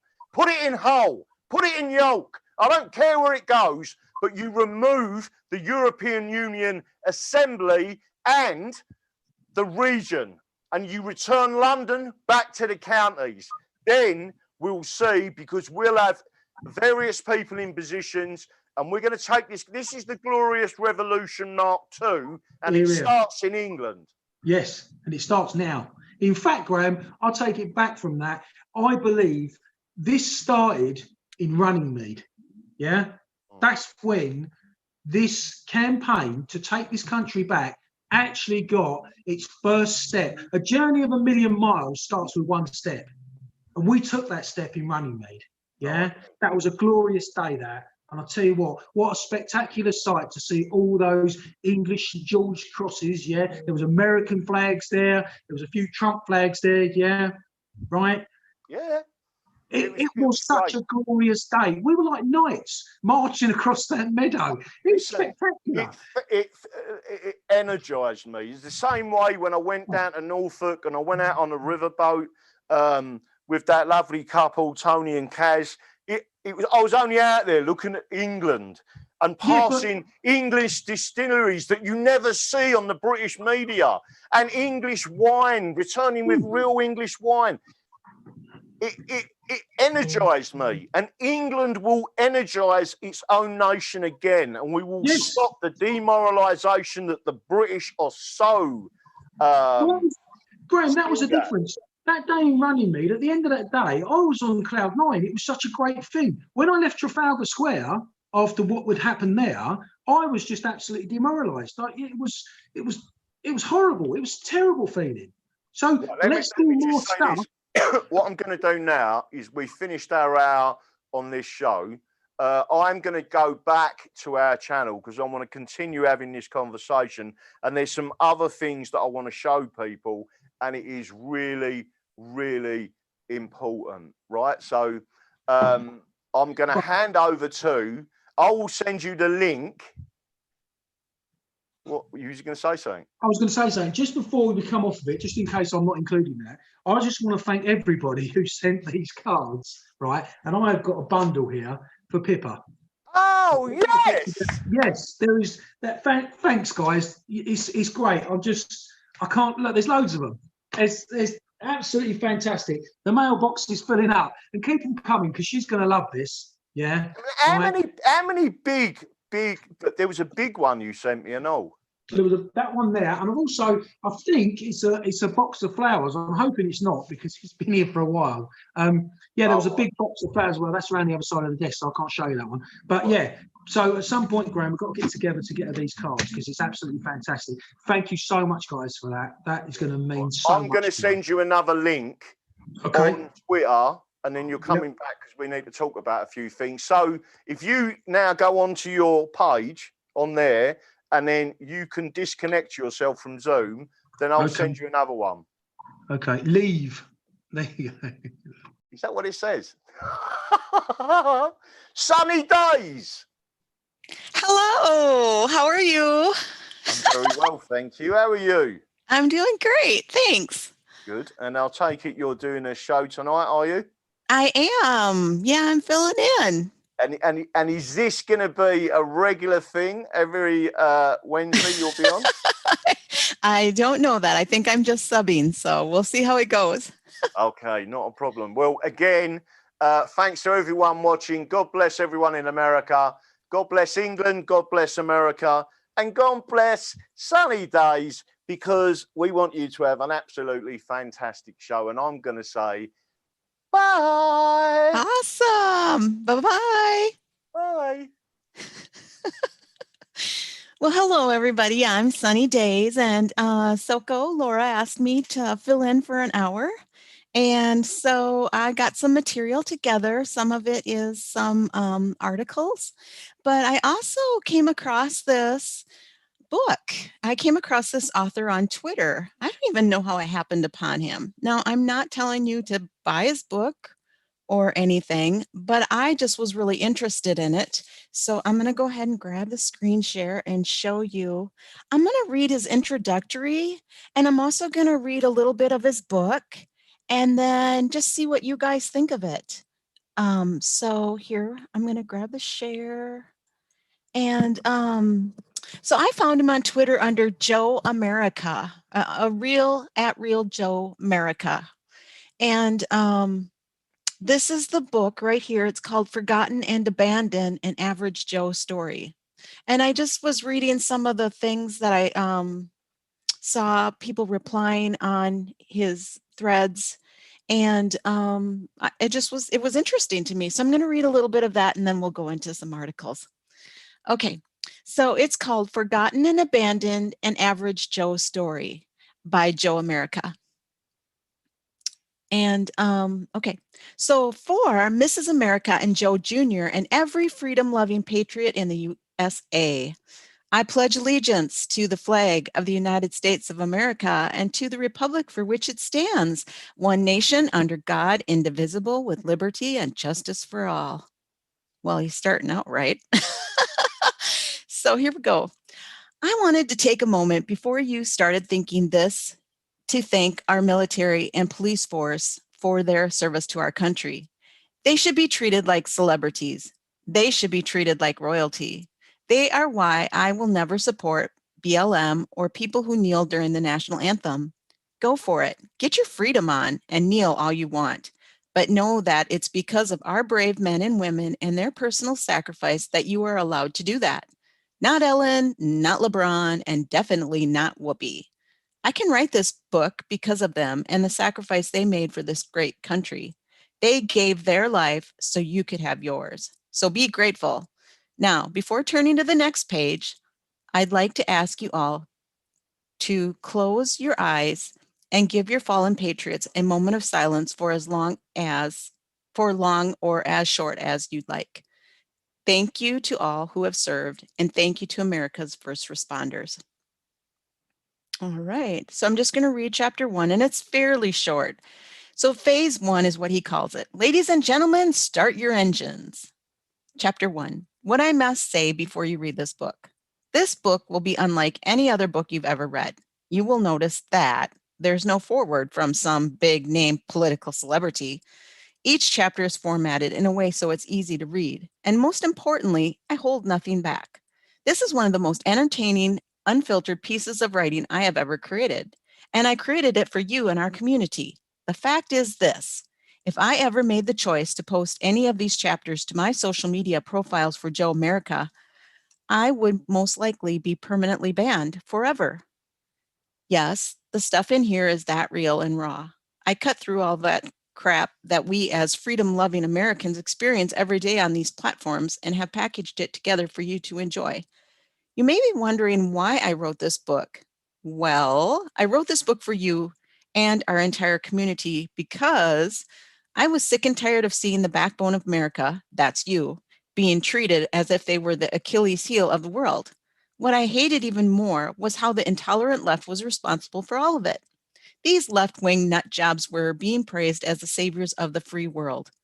Bullshit. This is what happens when padded rooms go vacant, prescription bottles go untouched, and straitjackets are recycled into pink vajayjay hats. Maybe we've met before and maybe we haven't, but that doesn't matter. We are all connected by what we love about America and what we love about the freedom we so experience every single day. Before you get started, I want to let you know one final thing. One of my favorite parts of the book is the free speech zone chapter because I was able to include pieces of writing from people in our community. These individual posts from Americans from across the country we love are inspiring. I tear up every time I read them because they touch my soul to the core. Without these people and their support, this book wouldn't be in your hands right now. And that's the God's honest truth. I love this country and I love you like a brother and or sister. The shared values of this country are what connect each and every one of us. I truly hope that you love this book. So without building this up more than I already have, let's get started, shall we? So that's all I'll read to you right now. I'll drop the link and you can check out his Twitter if you would like. And the book is pretty, there's quite a bit of swearing in it. So, you know, depends on what you like. So I'm going to go ahead and get into some news articles. And here we go. Well, first off, I'm going to read this poem. And some of you have heard this. This is a song. And I'm not going to play the song, but I'm going to read the words. I remember this as a kid, and I hope some of you do too. I really like this. It's called the Deck of Cards Lyrics.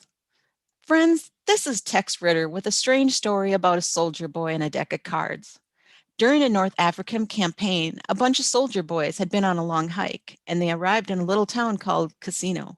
The next morning, being Sunday, several of the boys went to church. A sergeant commanded the boys in church, and after the chaplain had read the prayer, the text was taken up next. Those of the boys who had a prayer book took them out, but this one boy only had a deck of cards, so he spread them out. The sergeant saw the cards and said, "Soldier, put away those cards." After the services were over, the soldier was taken prisoner and brought before the provost marshal. The marshal said, "Sergeant, why have you brought this man here?" "For playing cards in church, sir." "And what have you to say for yourself, son?" "Much, sir," replied the soldier. The marshal said, "I hope so, for if not, I shall punish you more than any man was ever punished."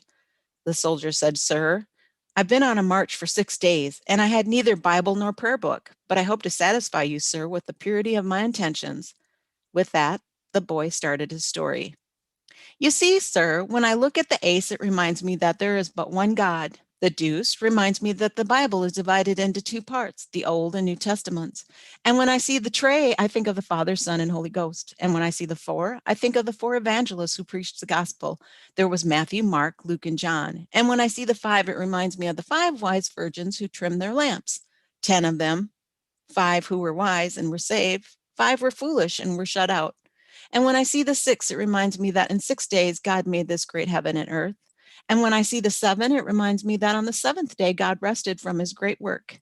And when I see the 8, I think of the 8 righteous persons God saved when he destroyed this earth. There was Noah, his wife, 3 sons and their wives. And when I see the 9, I think of the lepers our Savior cleansed. And 9 out of 10 didn't even thank him. And when I see the 10, I think of the 10 commandments God handed down to Moses on a tablet of stone.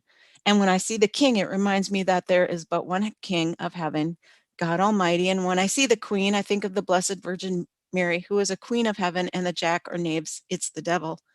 And when I count the number of spots on a deck of cards, I find 365, the number of days in a year, 52 cards, the number of weeks in a year, 4 suits, the number of weeks in a month, 12 picture cards, the number of months in a year, 13 tricks, the number of weeks in a quarter.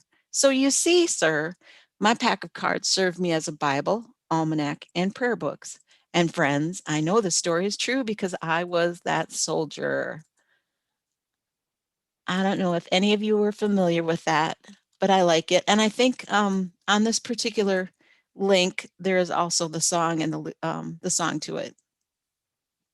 So with that, I'll get into the news. All right. Well, I picked this one. I happen to be from Minnesota, so if you notice kind of a strange accent, that's probably it. So Minnesotans have had it with Democrat politics. And this was Wednesday, October 28th by Chad Groening on One News Now. The leader of Minnesota-based Messianic Jewish Ministry says if it weren't for the specter of voter fraud, the North Star state would turn red this year. Donald Trump barely missed claiming Minnesota to his winning electoral count in 2016. So the president has made numerous visits to the state this year as there is growing confidence that he can flip the state Republican. And boy, I really hope that we can go red in Minnesota. I'm seeing a lot of uptick and it looks pretty positive, but we'll see. So Fox News recently reported that GOP could pick up a U.S. Senate as well as a new KSTP survey. USA poll shows Republican Jason Lewis in a virtual dead heat, 43% to 42%, with incumbent Democrat Tina Smith, who enjoyed a double-digit lead in mid-September and led by 7 points as recently as early October. She's in trouble because 5 miles of Minneapolis is burned to the ground. It's destroyed, said Jan Markle, founder and director of Minneapolis-based Olive Tree Ministries and host of the Understanding the Times radio program. There were prime businesses that were wiped out in May, and Minnesotans have had it with this kind of violence. I've lived here all my life, and it was a beautiful state at one time, and it's been completely destroyed by Democrat Party politics. And while there are some strong Democrat enclaves, Markle is shocked by how red Minnesota has become.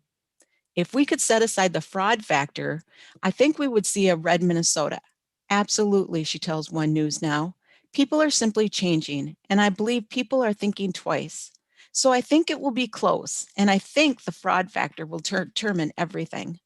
Markle adds that it is hard to forget the 2008 Senate race in which incumbent Republican Norm Coleman lost to Democrat Al Franken because of what many believe were fraudulent votes. So that's the end of that article. And so with that, I'm going to go ahead and go into my Twitter and play. I bookmarked a Project Veritas, and it's just 2 minutes long. So I'm going to go ahead and play this. These Republicans want to help Biden. Yeah, that's what I'm doing. That's exactly what I'm getting paid to do. My people are undercover because some of them are Republicans, some of them are Democrats. So some of my Republicans are precinct chairs that cannot be known because they could get kicked out, but they want to help the Biden. For the entire team that I'm looking at $55,000. So $55,000 for 5,000 votes, confident in eager Biden. That's right. Cash.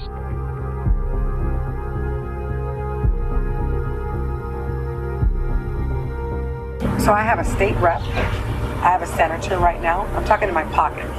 State rep, senator, commissioner, judges. I respect you, but you're going to owe me. Okay? Just remember what I'm doing. She's okay with that. Yeah, who is it? Got Pete in the pocket.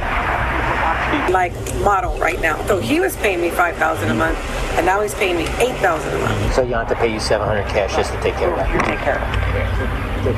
Everybody else would have paid me $3,000. She didn't have it. She just got screwed. Right. Instead of $3,000, you got $700. So what does she owe me? Favors. She do. Produce. So it's not bad to have a chief judge? I've got 3 Democrats, 3 Republicans. You're talking between $5 to $8 per vote. I'm just letting you know, so you have an idea. And I'm going to bring $3,500 to the plate.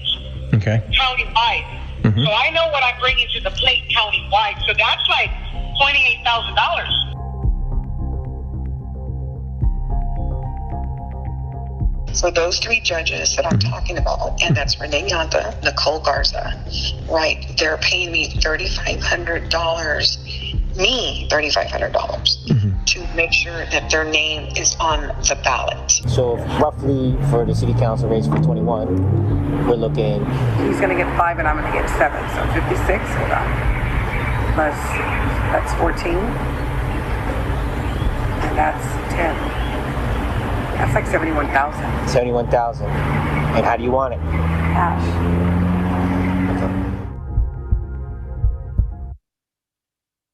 I am so grateful for Project Veritas and James O'Keefe. Man, wow. Oh man, I have had a bad habit of saying man.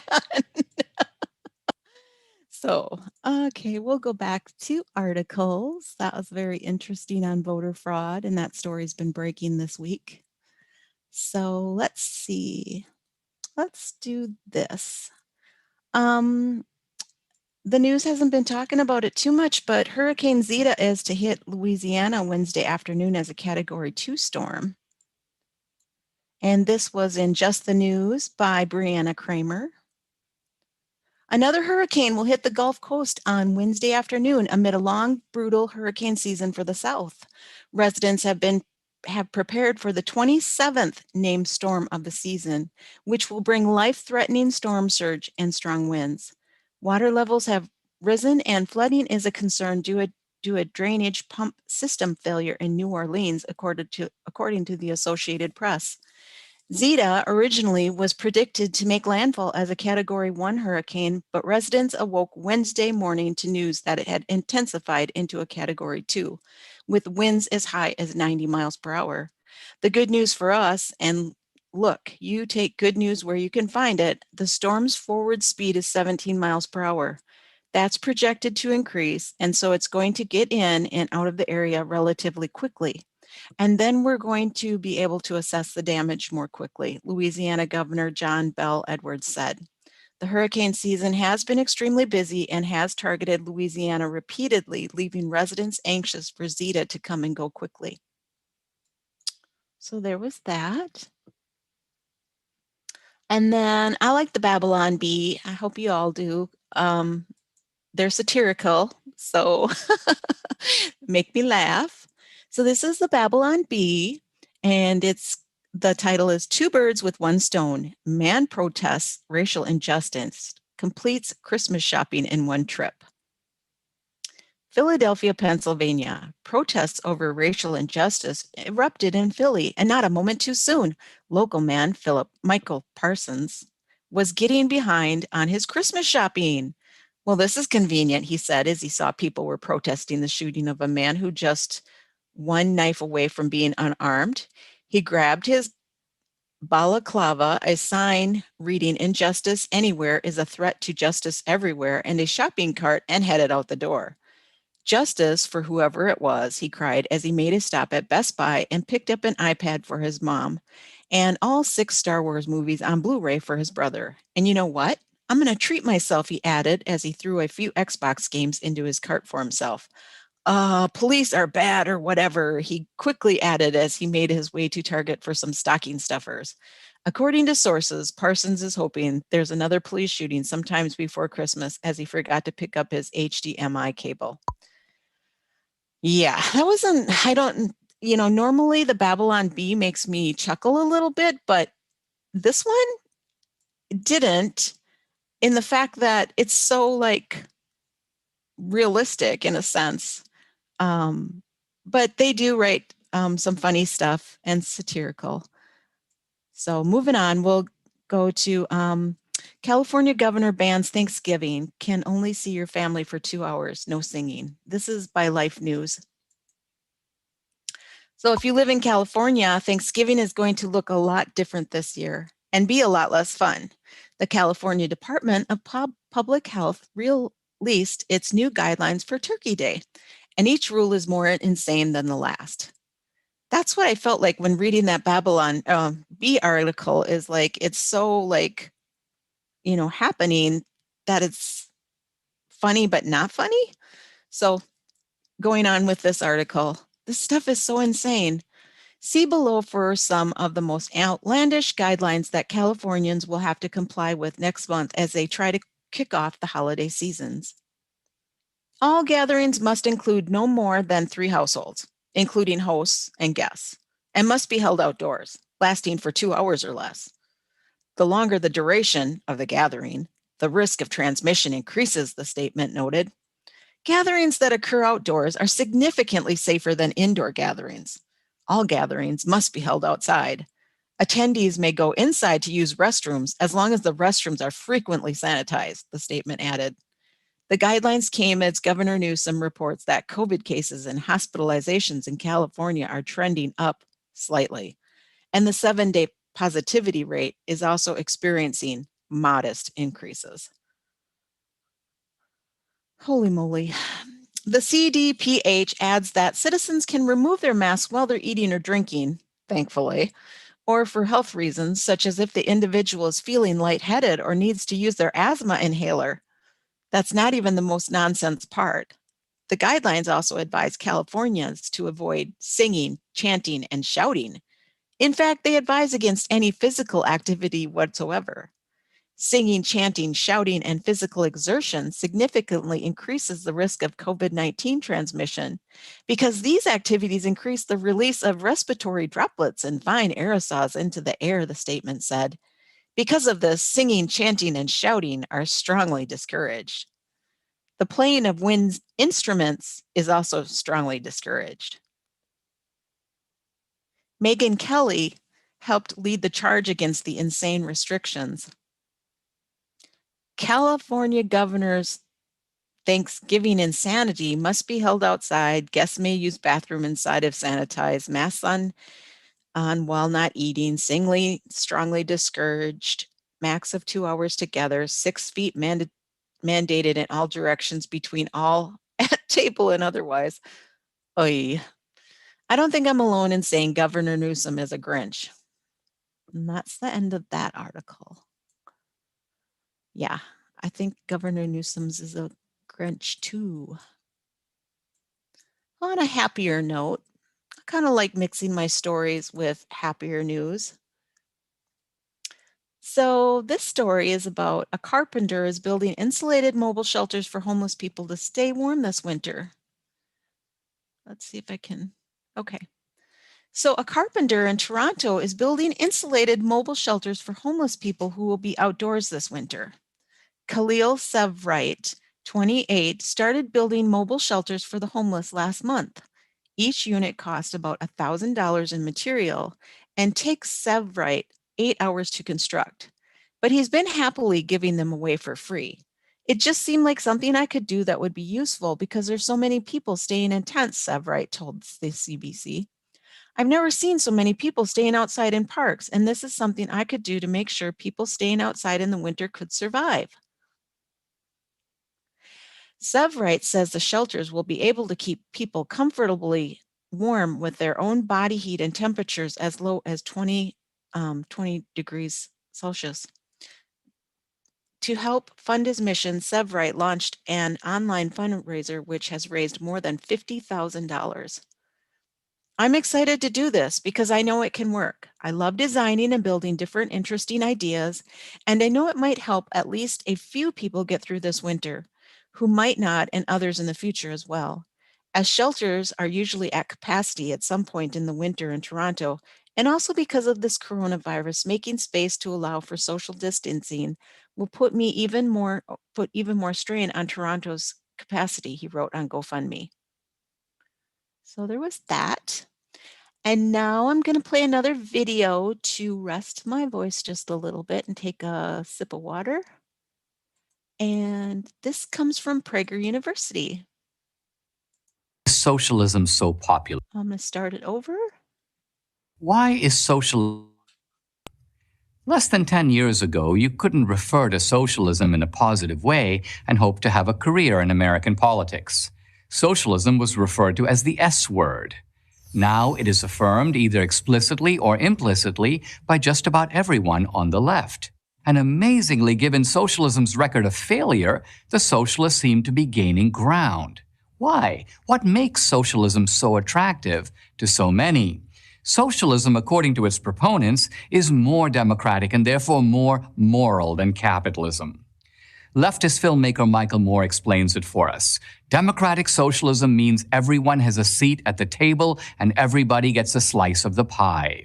The famed socialist writer Irving Howe wrote something similar in his 1982 autobiography. We believe that the democracy in our political life should also be extended deeply into economic life. The basic idea here is that socialism is vindicated through its roots in popular consent. If a majority of people working through their elected representatives declare something to be a public entitlement, say free college or free health care, then they are justified in extracting resources from those who create wealth to pay for it. As Nathan Robinson argues in his book, Why You Should Be a Socialist, the moral imperative is to place the economy under the control of the people. Sounds good, at least superficially, until you dig a bit below the surface. First, What direct control do the people really have over any government institution? What control do the British people have over the National Health Service? What control do Americans have over the Department of Motor Vehicles or the U.S. Post Office? The answer, of course, is none. Given its practical impossibility, genuine popular control over government institutions is a mirage. Second, what if 51% of Americans vote to confiscate the resources of a single person, say Bill Gates? Does that make it right? Under an authoritarian socialist government, a single dictator seizes the fruits of your labor. Everyone is against that. Under democratic socialism, a majority does. The end result is the same. You've been robbed. The fundamental problem with democratic socialism, however, is its assumption that in a free market system, the economy is not under the control of the people. This is exactly the opposite of how things work. Let me explain. Each of us are not only citizens, we are also consumers. These are overlapping categories. Every citizen is a consumer, and every consumer is also a citizen. The consumer, like the citizen, is a voter. As citizens, we vote once every 2 or 4 years. As consumers, we vote many times a day. The citizen votes with a ballot, which costs him nothing except the inconvenience of going to the polls. The consumer votes with his money, which costs him a lot, all the time and effort he put in to earn that money. Only a fraction of citizens are eligible to vote at the ballot box, but every consumer votes in the marketplace, even felons, even children. Illegal aliens cannot vote for political candidates, but they too vote with their money. Moreover, citizens participate in a system of representative democracy. Their views are filtered through the politicians who represent them. Consumers, by contrast, vote in a system of direct democracy. If you prefer an Audi to a Lexus or the Apple iPhone to the Samsung Galaxy, you don't have to elect some other guy to exercise these preferences. You do it directly yourself by paying for them. Here we see the secret of how those billionaires like Jeff Bezos got so rich. We made them rich. The inequality that socialists complain about is the result of popular mandate. Want fewer billionaires? Stop buying their stuff. Free markets work not through greed or exploitation, but by satisfying our wants. And the most successful entrepreneurs are those who anticipate our wants even before we have them. No one wrote Steve Jobs asking him to make a phone that took pictures, allowed people to text messages, and listen to music. He conceived it and built it before we knew we couldn't live without it. Market economies involve a level of popular participation and democratic consent that politics can only envy. We don't need to extend democracy from the political to the economic sphere. We already have it. And the moral grounding of free markets, just like that of our political system, is in the will of the people. In the latter case, a will expressed only on election day. In the former case, a will expressed deliberately, emphatically, constantly. We don't need socialism because we already have something more moral and more democratic. It's called capitalism. I'm Dinesh D'Souza for Prager University. This video was made possible through a generous donation from Fred and Joyce Lucas. Thank you for watching this video. To keep PragerU videos free, please consider making a tax-deductible donation. Nice. All right, so I'm back, and I'm going to go ahead and jump into a couple more, or some more articles, I guess. And so this was good news. It's an article from Just the News. U.S. Marshals find 45 missing children, survivors of human trafficking in Operation Autumn Hope by Sophie Mann. The facts inside our reporter's notebook. The United States Marshals Service has recovered 45 missing children in Ohio and West Virginia, the Ohio Attorney General's office said Monday. Attorney General David Yost said the effort, Operation Autumn Hope, is the largest anti-human trafficking effort in state history. More than 50 agencies were involved in the operation that resulted in the rescue of more than 100 human trafficking survivors and led to 179 arrests. It was unclear as of Tuesday morning when the effort started. Most of the arrests were made by the Central Ohio Human Trafficking Task Force and the Marshal Service in conjunction with the Office of the Ohio Attorney General. The U.S. Marshal Service office in southern West Virginia also recovered 2 children in Jackson County, one of whom was listed as the #1 priority in the state of Ohio, according to the West Virginia Chief Deputy Ross Mullinger.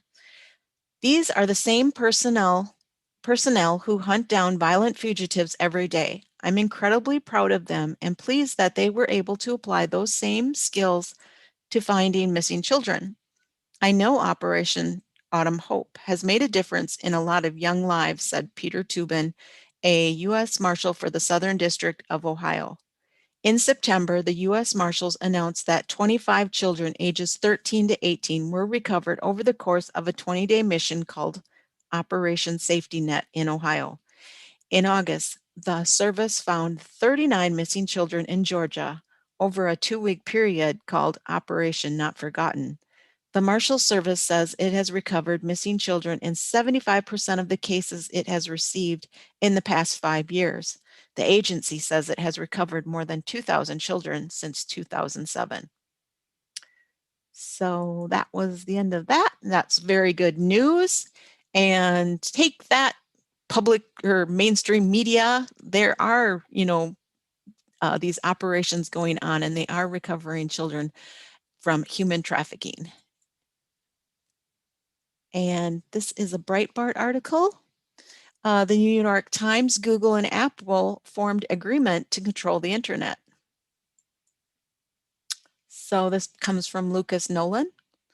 A recent report on the New York Times states that Justice Department is targeting a secretive partnership between Apple and Google worth billions of dollars as part of its landmark antitrust case. The deal, which cemented Google's control of internet search, is described as one of the most lucrative business deals in history by the Times. Breitbart News recently reported that the Department of Justice has filed its hotly anticipated antitrust lawsuit against Google. 11 states also joined the DOJ action against the internet giant. The lawsuit claims that the company engaged in anti-competitive practices in order to preserve monopolies in the search and advertising components that make up huge sections of the tech firm's main business. Now, the New York Times has outlined one deal between Apple and Google that is reportedly an area of focus in the case. The deal cemented Google as the primary search engine on Apple devices, funneling massive amounts of traffic to the search giant. The New York Times writes, when Tim Cook and Sundar Pichai, the chief executive of Apple and Google, were photographed eating dinner together in 2017 at an upscale Vietnamese restaurant called Tamarind, the picture set off a tabloid-worth frenzy about the relationship between the two most powerful companies in Silicon Valley. As the two men sipped red wine at window table inside the restaurant in Palo Alto, their companies were in tense negotiations to renew one of the most lucrative business deals in history, an agreement to feature Google's search engine as the pre-selected choice on Apple's iPhone and other devices.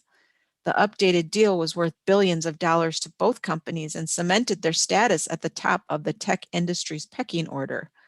Now the partnership is in jeopardy. Last Tuesday, the Justice Department filed a landmark lawsuit against Google, the U.S. government's biggest antitrust case in 2 decades, and homed in on the alliance as a prime example of what prosecutors say are the company's illegal tactics to protect its monopoly and choke off competition in web search.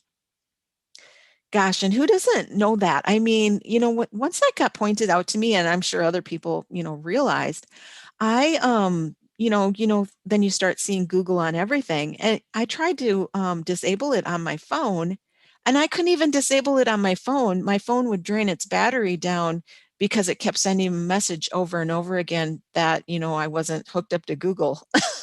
So I've noticed it, and I don't like it. So Breitbart News previously reported that the Justice Department has been planning to bring an antitrust case against Google for some time. The recent filing comes after Attorney General William P. Barr reportedly overruled lawyers who said they needed more time to build a case against the tech giant.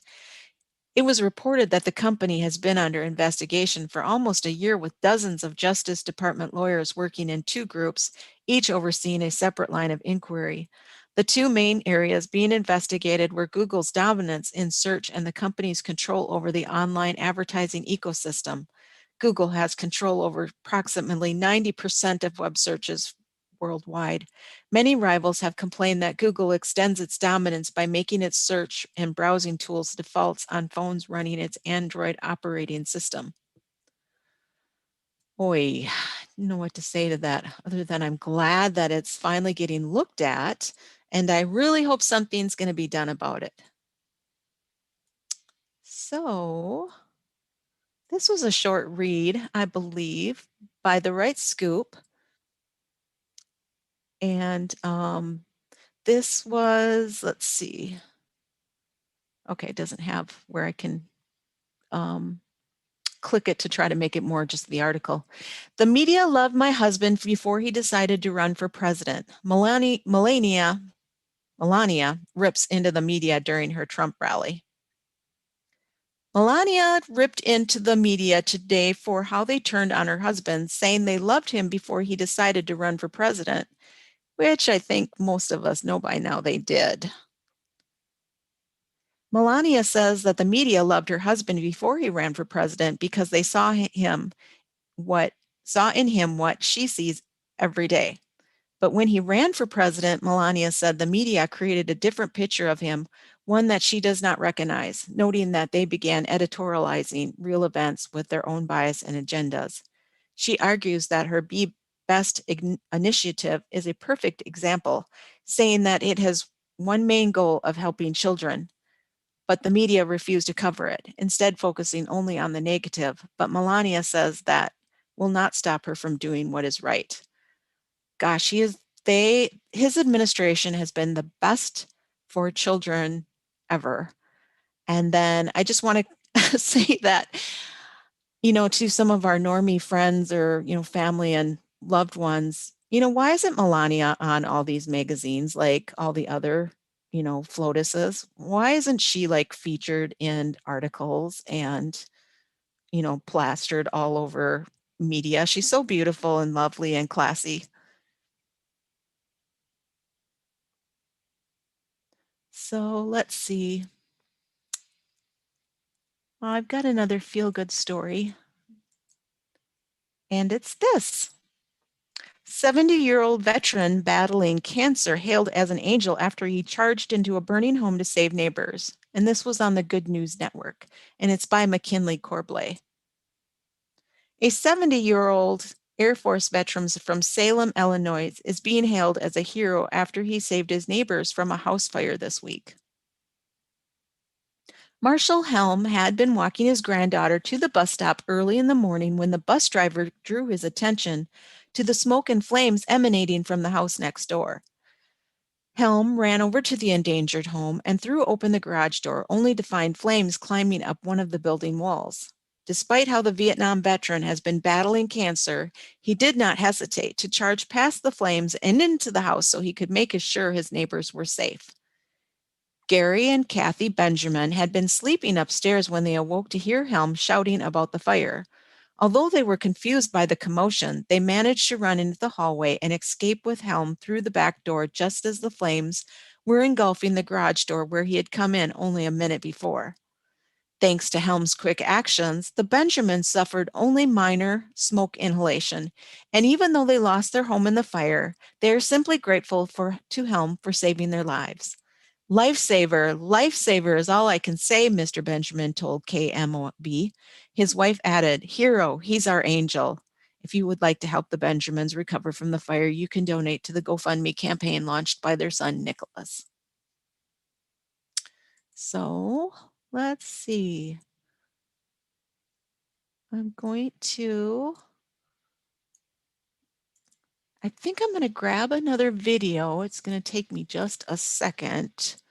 I had the other two pulled up, and but I'm going to grab another one. And it'll be this one. Hi, everybody. Dennis Prager, and welcome to the Fireside Chat with Otto. Sorry, the fireside chats are 31 minutes. I forgot about that. I'm sorry. I'll do a 5-minute video. Free the freelancers. All right.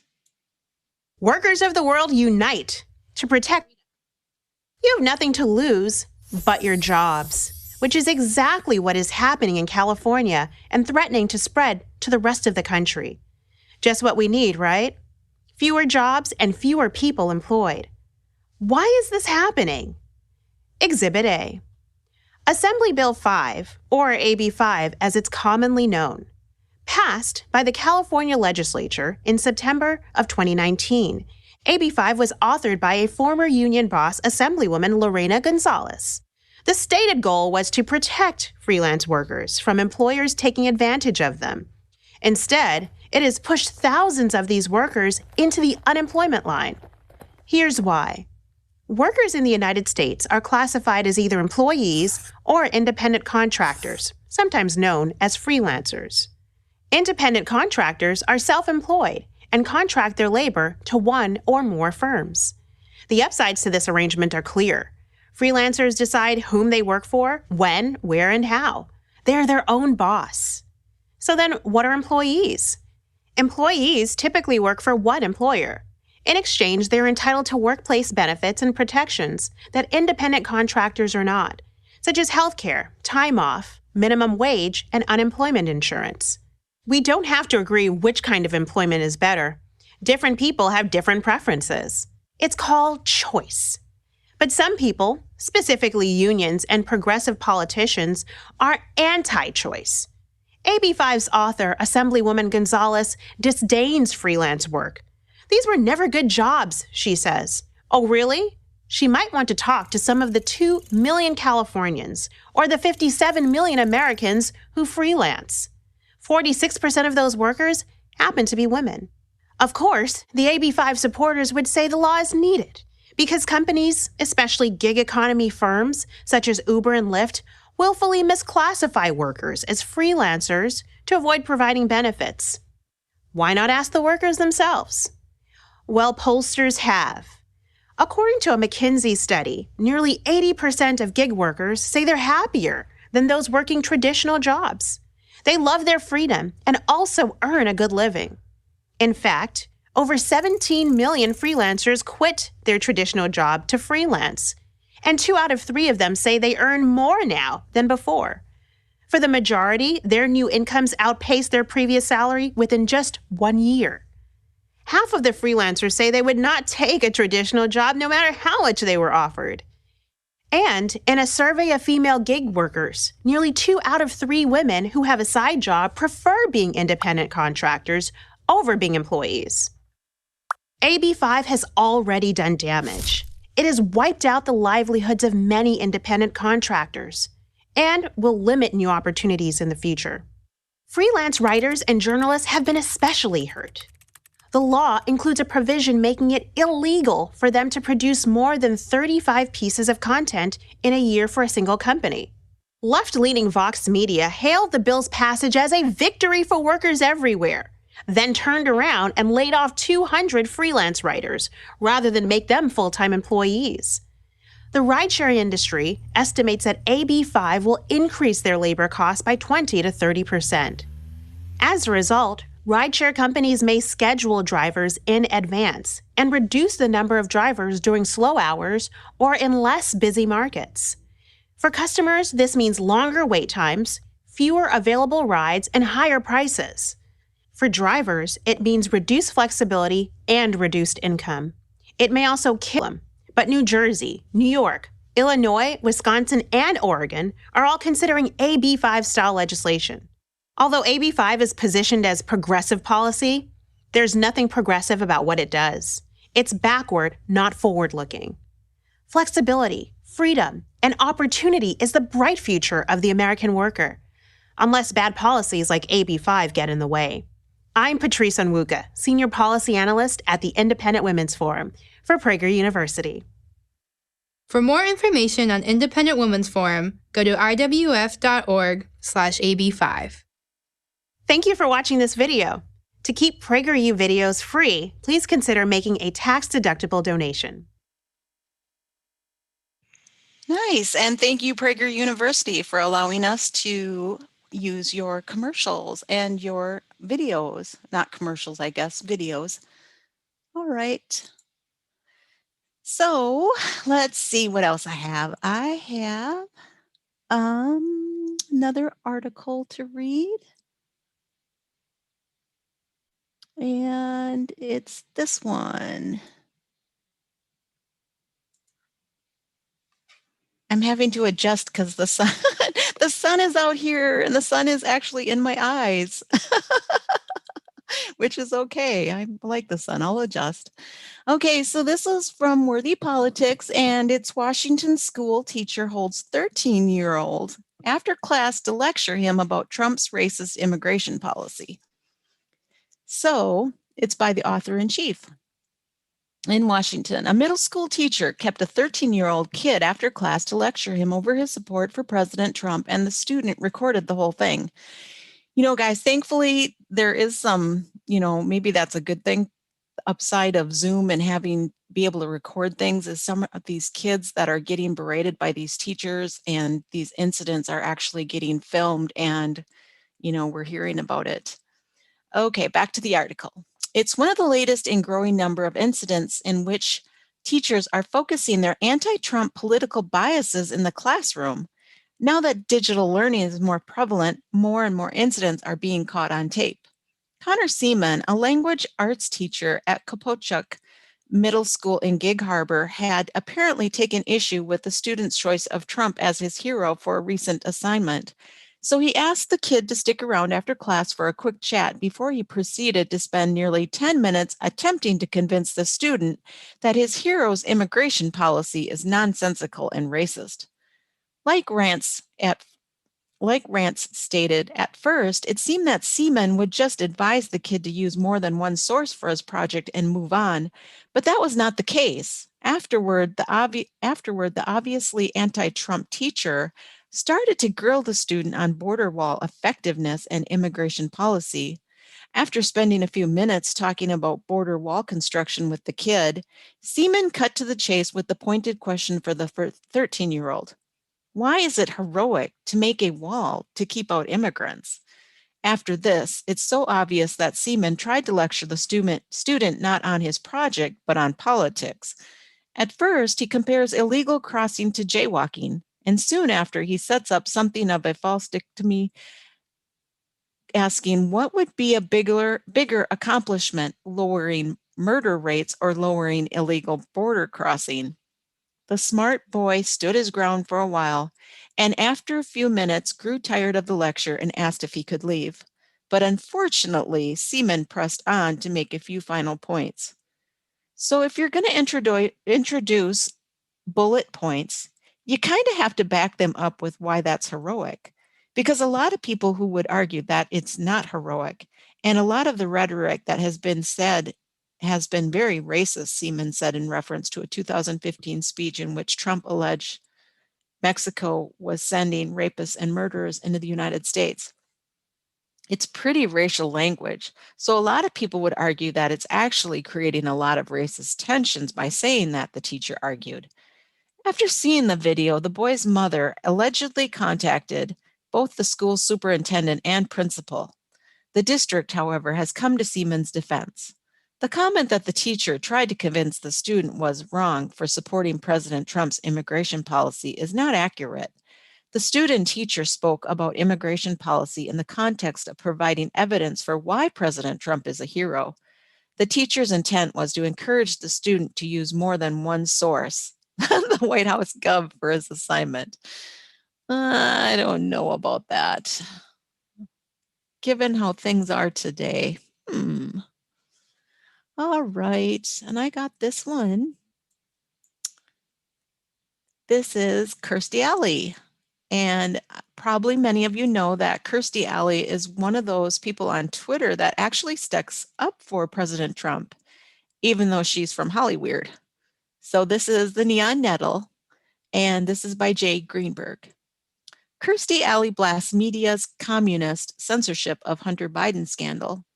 Actress slams Facebook, Twitter, and leftist MSM and cover-up of corruption story.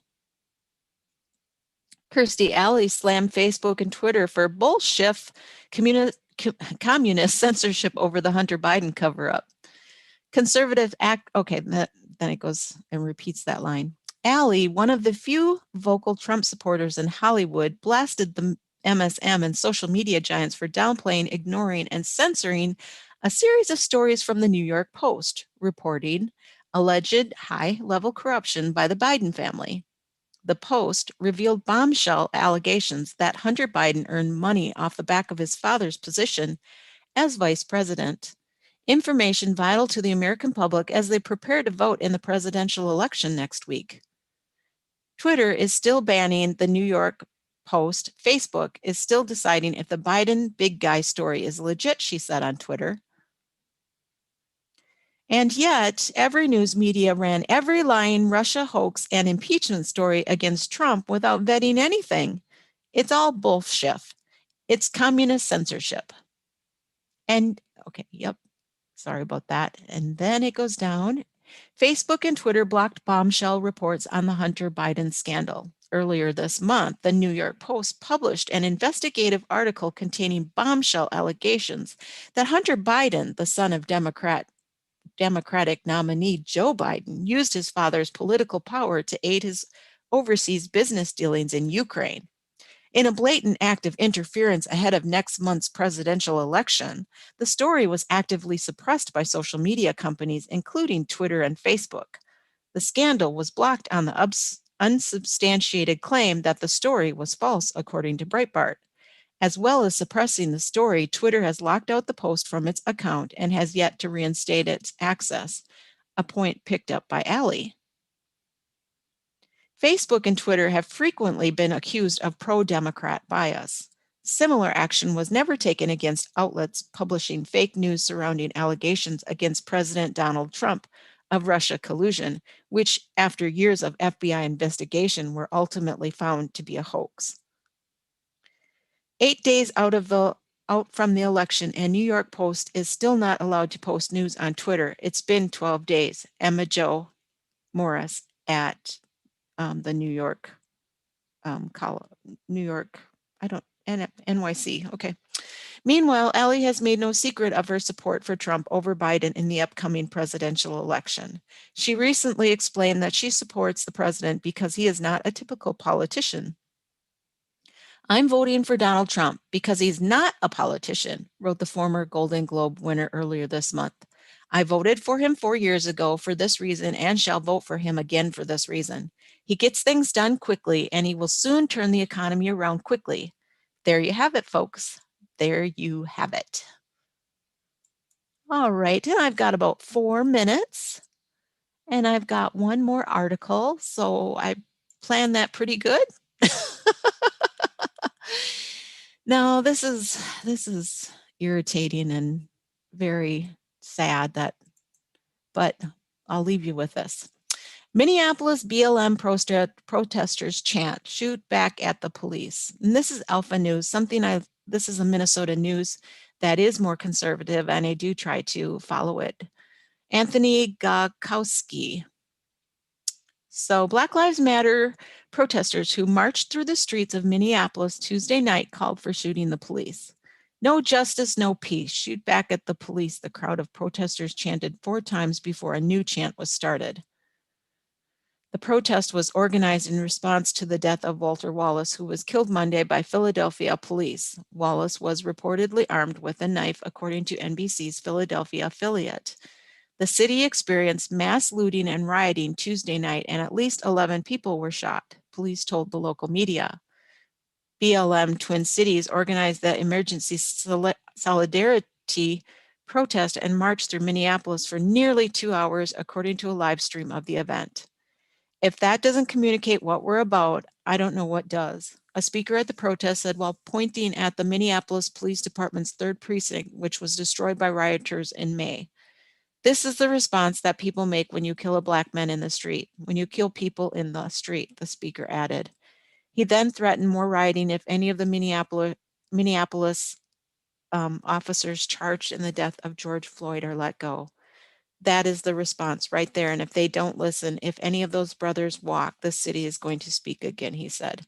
I really hope not. I really hope the police up in the cities, I'm away from the cities.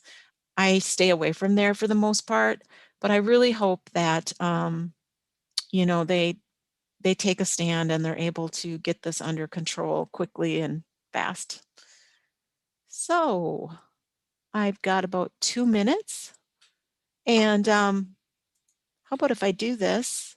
This is a spider aggregator, and it is not probably considered conservative, but what it does do is you can kind of run down and see what is kind of trending today. So things that are trending are the Philadelphia DA threatens Trump over president's call for poll watchers. I've got something for you. Trump slams Twitter for censorship as CEO faces Senate grilling. France's latest nation to return to lockdown amid COVID surge. Hurricane Zeta makes landfall in Louisiana. LMB says Justin Turner violated protocols when he returned to field. Critics blast two-faced liar Miles Taylor after revelation as New York Times anonymous. Supreme Court won't fast-track GOP challenge to Pennsylvania ballot deadline. And U.S. House elections competitive races unlikely to flip the majority. So, oh, sorry guys, I had to share up. So you're here. Hello. Hey, how are you? Good. Nice to meet you, Sunny Days Ahead. Nice to meet you guys too. I know Pixels a little bit from the other channel, so good to see you again. You guys have a great evening and great show, okay? Absolutely, you as well. Thanks. Bye. Bye. All right, Pixels. Why don't we just go ahead and do the show opener, and we'll take care of all the other stuff on the other side of that. Once again, I'm completely unprepared and have to come on, bring it man. up. 1 second, everybody.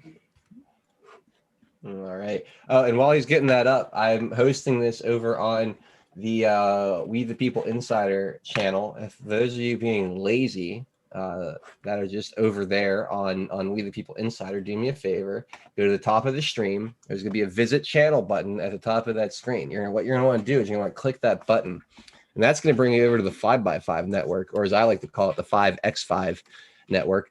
And you're going to follow this channel over here, because there's a lot of great patriots and a lot of hard work that goes into this channel. So get your butts out of WTPI over to 5x5. Come hang out with us in that live chat and give them a follow. Please do that. All right, go ahead, Pixels. Right on. The New Guard coming up right now on the 5x5 network. Get your popcorn. In the councils of government, we must guard against the acquisition of unwarranted influence, whether sought or unsought, by the military-industrial complex. For we are opposed around the world by a monolithic and ruthless conspiracy that relies primarily on covert means for expanding its sphere of influence, on infiltration instead of invasion, on subversion instead of elections, on intimidation instead of free choice. If fascism ever comes to America, it'll come in the name of liberalism. This is not simply another four-year election. This is a crossroads in the history of our civilization that will determine whether or not we, the people, reclaim control over our government.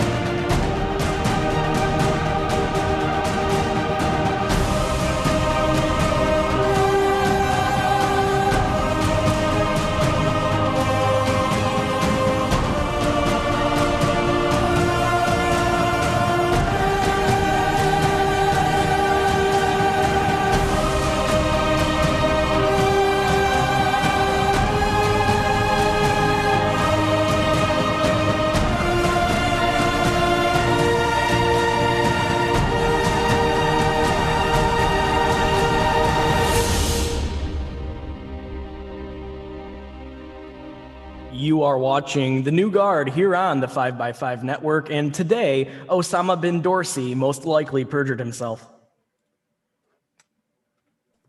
Oh, that's good stuff. Yeah, welcome everybody to The New Guard, hosted here live on the 5x5 Network. Shout out to Soko for putting this all together. We really appreciate having this network available to have some conversations with you guys. So do us a favor, share the link, subscribe, follow, like if you're watching on a platform. It's so weird, man. We're kind of all scattered all over the place. All these different platforms have different ways of doing it. I mean, I don't know if we're on Periscope, but they got the hearts. Now we're on D Live, which I don't even think has a thumbs up button. And throw some lemons at it, so that's always cool. And if you're on, if you're still on the fascist tube over there on YouTube, 1, why? 2, if you are, I guess hit that thumbs up button and share that link as well. But most importantly, find yourself a more comfy home. YouTube sucks. Fuck you, Susan. What's up? What's up, Pixels? Not much. I concur. I concur with your monologue there. So what do we have going on today? I know that we had Jack Dorsey. I think there was others as well that testified in the Senate today. And exactly the thing that happened was exactly what I said was going to happen. They're going to show up. They're going to lie. They're going to sprout off a bunch of PR language BS, right? And then Ted Cruz is going to go on Twitter and say he lied, and then probably nothing will happen. But other than that, we had some more Hunter Biden drops today, and some other juicy kind of Bobulinski type stuff going on as well out there. So let's just go ahead and get into it, man. What do you got? All right, well, let's start with this. I mean, I played this on my show earlier, but it's rare that a United States senator does his job. Yeah, that's what that definitely. Yeah, it's nice. It's nice when a United States senator actually does his job. And today was one of those rare occasions where, we had one doing that. A couple of them actually, but we're going to start with Ted Cruz here. This is 8 minutes long, so it's a little bit lengthy, but I think it does a good job just kind of summing up what we saw in this hearing today. This exchange between Ted Cruz and Jack Dorsey was pretty awesome, and I was very happy that Ted Cruz kind of lay this out there for everybody to see. So we're going to start by just playing this, and then we'll go from there.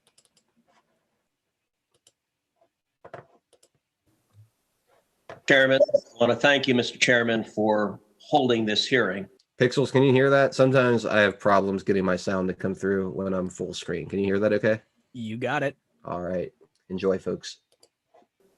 The 3 witnesses we have before this committee today collectively pose, I believe, the single greatest threat to free speech in America and the greatest threat we have to free and fair elections. Yesterday, I spent a considerable amount of time speaking with both Mr. Zuckerberg and Mr. Pichai. I have concerns about the behavior of both of their companies. I would note that Facebook is at the minimum at least trying to make some efforts in the direction of defending free speech. I appreciate their doing so. Google, I agree with the concerns that Senator Klobuchar raised. I think Google has more power than any company on the face of the planet. And the antitrust concerns are real. The impact of Google is profound. And I expect we will have continued and ongoing discussions about Google's abuse of that power and its willingness to manipulate search outcomes to influence and change election results. But today, I want to focus my questioning on Mr. Dorsey and on Twitter. Because of the 3 players before us, I think Twitter's conduct has by far been the most egregious. Mr. Dorsey, does Twitter have the ability to influence elections? No. You don't believe Twitter has any ability to influence elections? No, we are one part of a broad spectrum of communication channels that people have. So you're testifying to this committee right now that Twitter, when it silences people, when it censors people, when it blocks political speech, that has no impact on elections? People have choice of other communication channels with which. Not if they don't hear information. If you don't think you have the power to influence elections, why do you block anything? Well, we have policies that are focused on making sure that more voices on the platform are possible. We see a lot of abuse and harassment, which ends up silencing people and having them leave from the platform.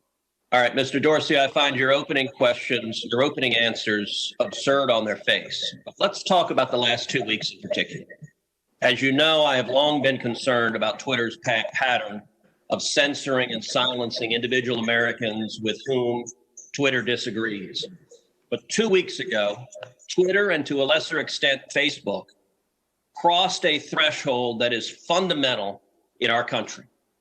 2 weeks ago, Twitter made the unilateral decision to censor the New York Post in a series of 2 blockbuster articles, both alleging evidence of corruption against Joe Biden, the first concerning Ukraine, the second concerning communist China.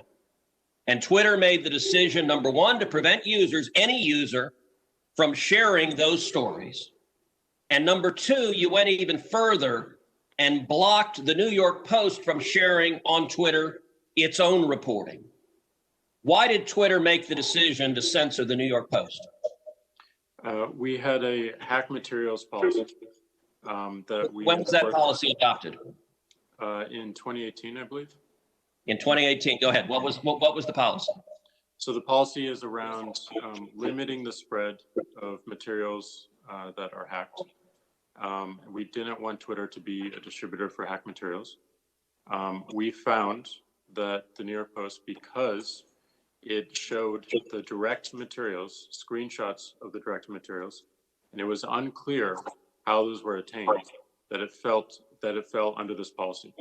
Now, so in your view, if it's unclear the source of a document, and in this instance, the New York Post documented what it said the source was, which it said it was a laptop owned by Hunter Biden that had been turned into a repair store. So they weren't hiding what they claimed to be the source. Is it your position that Twitter, when you can't tell the source, blocks press stories? No, not at all. Our team made a fast decision. The enforcement action, however, of blocking URLs, both in tweets and in DM, in direct messages, we believe was incorrect. And we changed it. Today, right now, the New York Post is still blocked from tweeting 2 weeks later. Yes, they have to log into their account, which they can do at this minute, delete the original tweet, which fell under our original enforcement actions, and they can tweet the exact same material in the exact same article, and it would go through. So, Mr. Dorsey, your ability is you have the power to force a media outlet. Let's be clear. The New York Post isn't just some random guy tweeting. The New York Post has the 4th highest circulation of any newspaper in America. The New York Post is over 200 years old. The New York Post was founded by Alexander Hamilton. And your position is that you can sit in Silicon Valley and demand of the media that you can tell them what stories they can publish, and you can tell the American people what reporting they can hear. Is that right? No, this was every person, every account, every organization that signs up to Twitter agrees to a terms of service. Terms of service is so published. Media outlets must genuflect and obey your dictates if they wish to be able to communicate with readers. Is that right? No, not at all. We recognize an error in this policy, and specifically the enforcement. You're still blocking their posts. You're still blocking their posts. Right now, today, you're blocking their posts. We're not blocking the post. Anyone can tweet. Can the New York Post post on their Twitter account? If they go into their account. No is your answer to that. No, unless they genuflect and agree with your dictates. Let me ask you something. You claimed it was because of a hacked materials policy. I find that facially highly dubious and clearly employed in a deeply partial way. Did Twitter block the distribution of the New York Times' story a few weeks ago that purported to be based on copies of President Trump's tax returns? We didn't find that a violation of our terms of service in this policy in particular, because it was reporting about the material. It wasn't distributing the material. Okay, well, that's actually not true. They posted what they purported to be original source materials, and federal law, federal statute makes it a crime, a federal felony, to distribute someone's tax returns against their knowledge. So that material was based on something that was distributed in violation of federal law, and yet Twitter gleefully allowed people to circulate that. But when the article was critical of Joe Biden, Twitter engaged in rampant censorship and silencing. And again, we recognized errors in that policy. We changed it within 24 hours. This is. But you're still blocking the New York Post. You haven't changed it. We have changed it. They can log into their account, delete the original tweet. That was You forced a Politico reporter to take down his post about the New York Post as well. Is that correct? Within that 24-hour period, yes. But we, as the policy has changed, anyone can tweet the show. So Twitter takes the view you can censor the New York Post, you can censor Politico, presumably you can censor the New York Times or any other media outlet.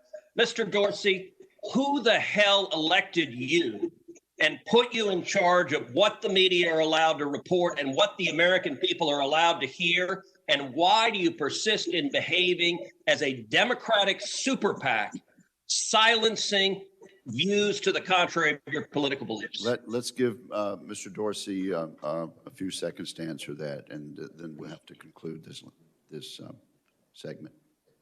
Well, we're not doing that, and this is why I opened this hearing with calls for more transparency. We realize we need to earn trust more. We realize that more accountability is needed to show our intentions and to show the outcomes. Thank you, Senator. So I hear the concerns and acknowledge them, but we want to fix it with more transparency. Thank you, Senator Cruz. All you right. want to fix it with more transparency. Give me This a break. moron is literally sitting there saying, oh, well, we're not going to stop the censorship, but we're going to gain more trust by telling people how we do it. Yeah, I just want to say, is that essentially his testimony? Yeah, and I just want to say, if Jack Dorsey's weed guy is out there, call me. Anyway, because that guy looks, no, in all seriousness, have you ever seen anyone seem so freaking stoned in a congressional hearing in your entire life? My God. Seems like you overdosed on a Klonopin or something. Seriously. But no, I mean, way to go, Senator Cruz, for really kind of laying it all out there. You did a good job.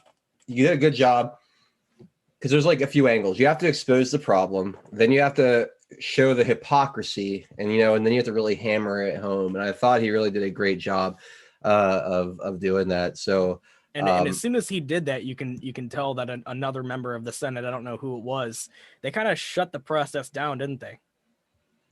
Yeah.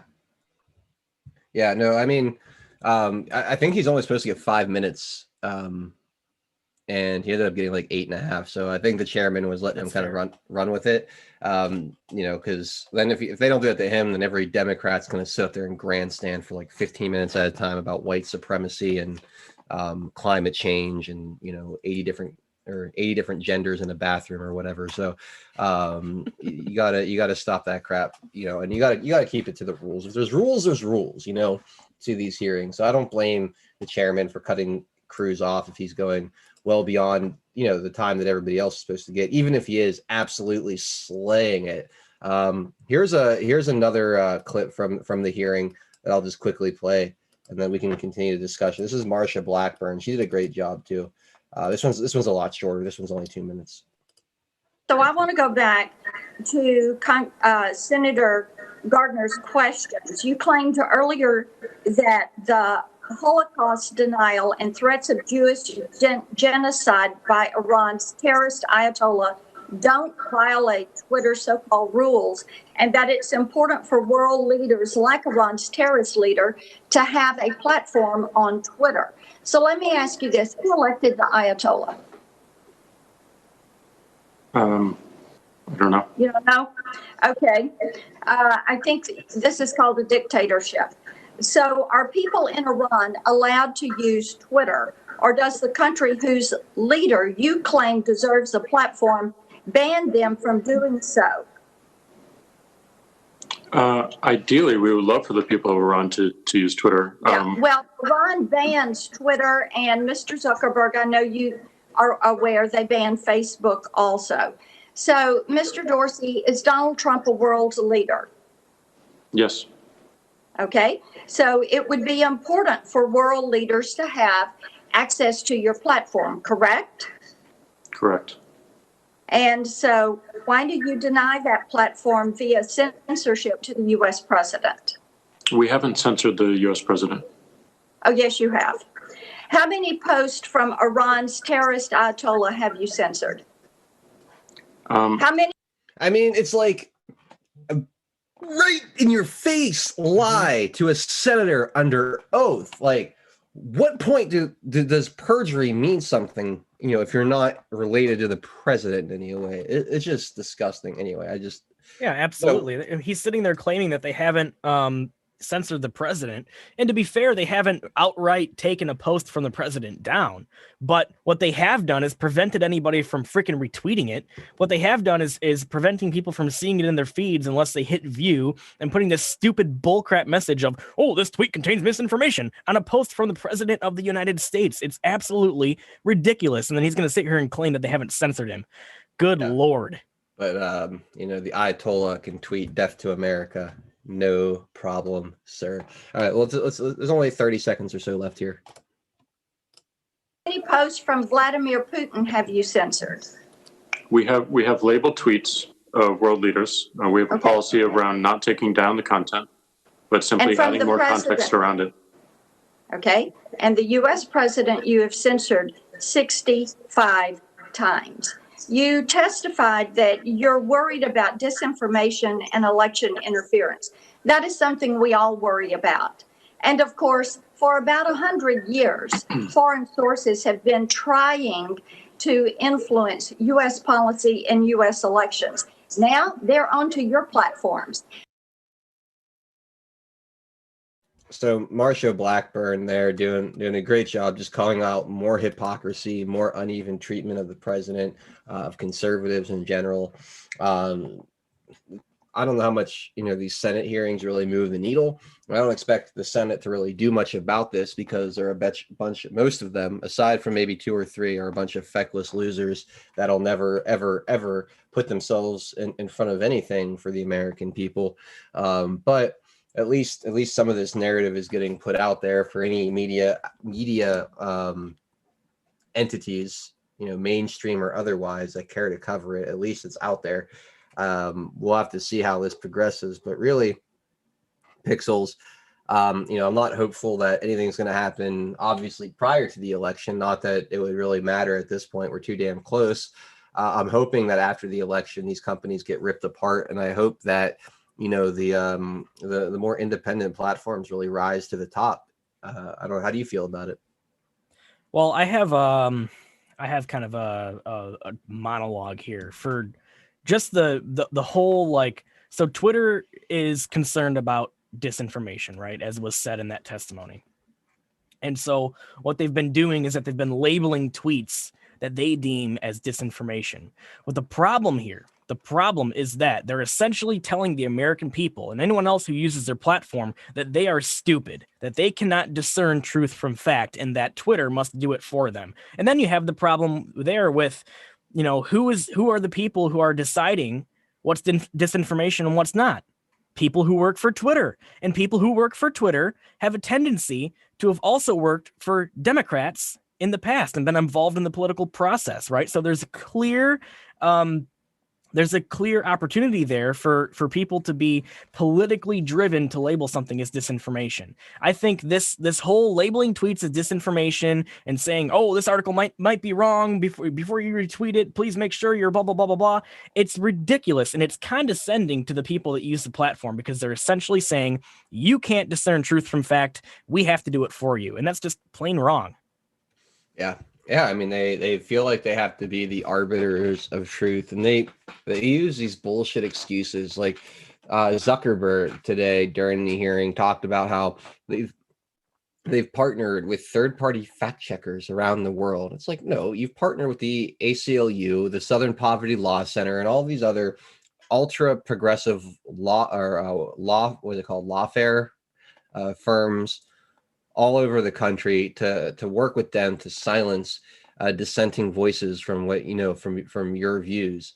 And it's really disgusting that they hide behind this idea of third-party fact checkers when they know damn well who they're hiring, what their political motivations are, and how they're going to behave on the platform. And you combine that with just the demographic that they hold in that content moderation room. Who do you think they're hiring in Silicon Valley? Do you think they're hiring an eclectic mix of political viewpoints and backgrounds?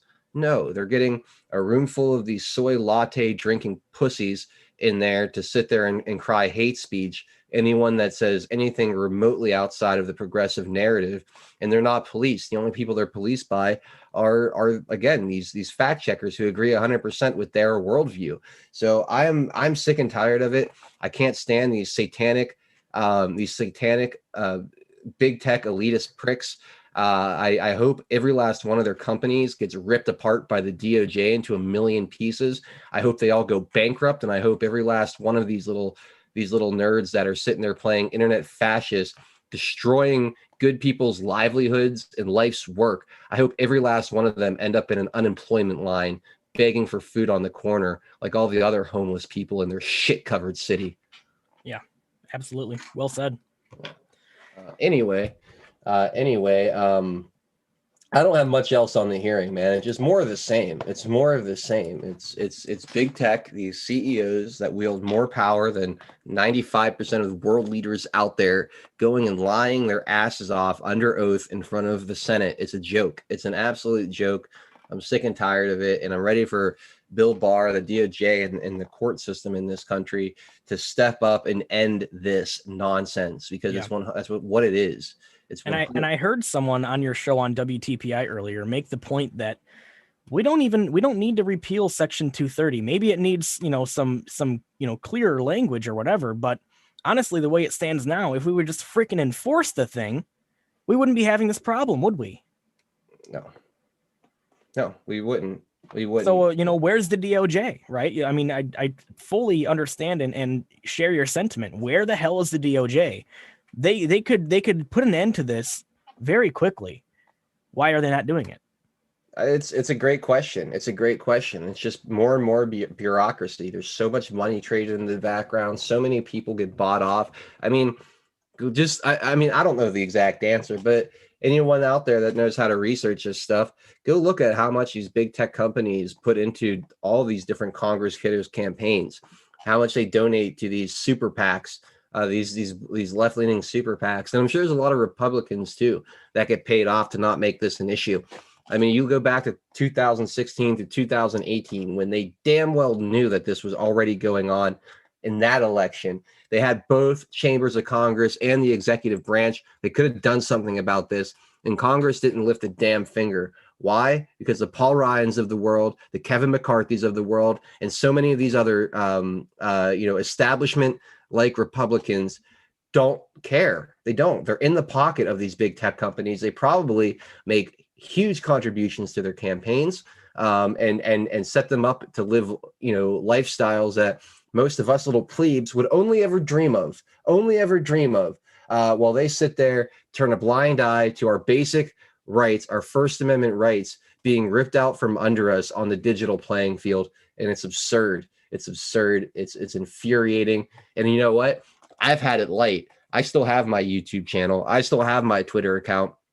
I've been shadow banned to hell and back on some of these platforms, but for the most part, I've been left relatively unscathed. Yet I'm still furious because we have good people out there. I think of Scott from Woke Societies, Red Pill 78, Zach, you couldn't find a nicer guy on the planet. Craig Mason, who I just talked to, SGT Report, who's been around doing this forever, X22, all of these people and putting themselves out there, building up their businesses, becoming independent, only to have some nerd sitting in an office in Silicon Valley say, you know what, you no longer have a right to earn a living.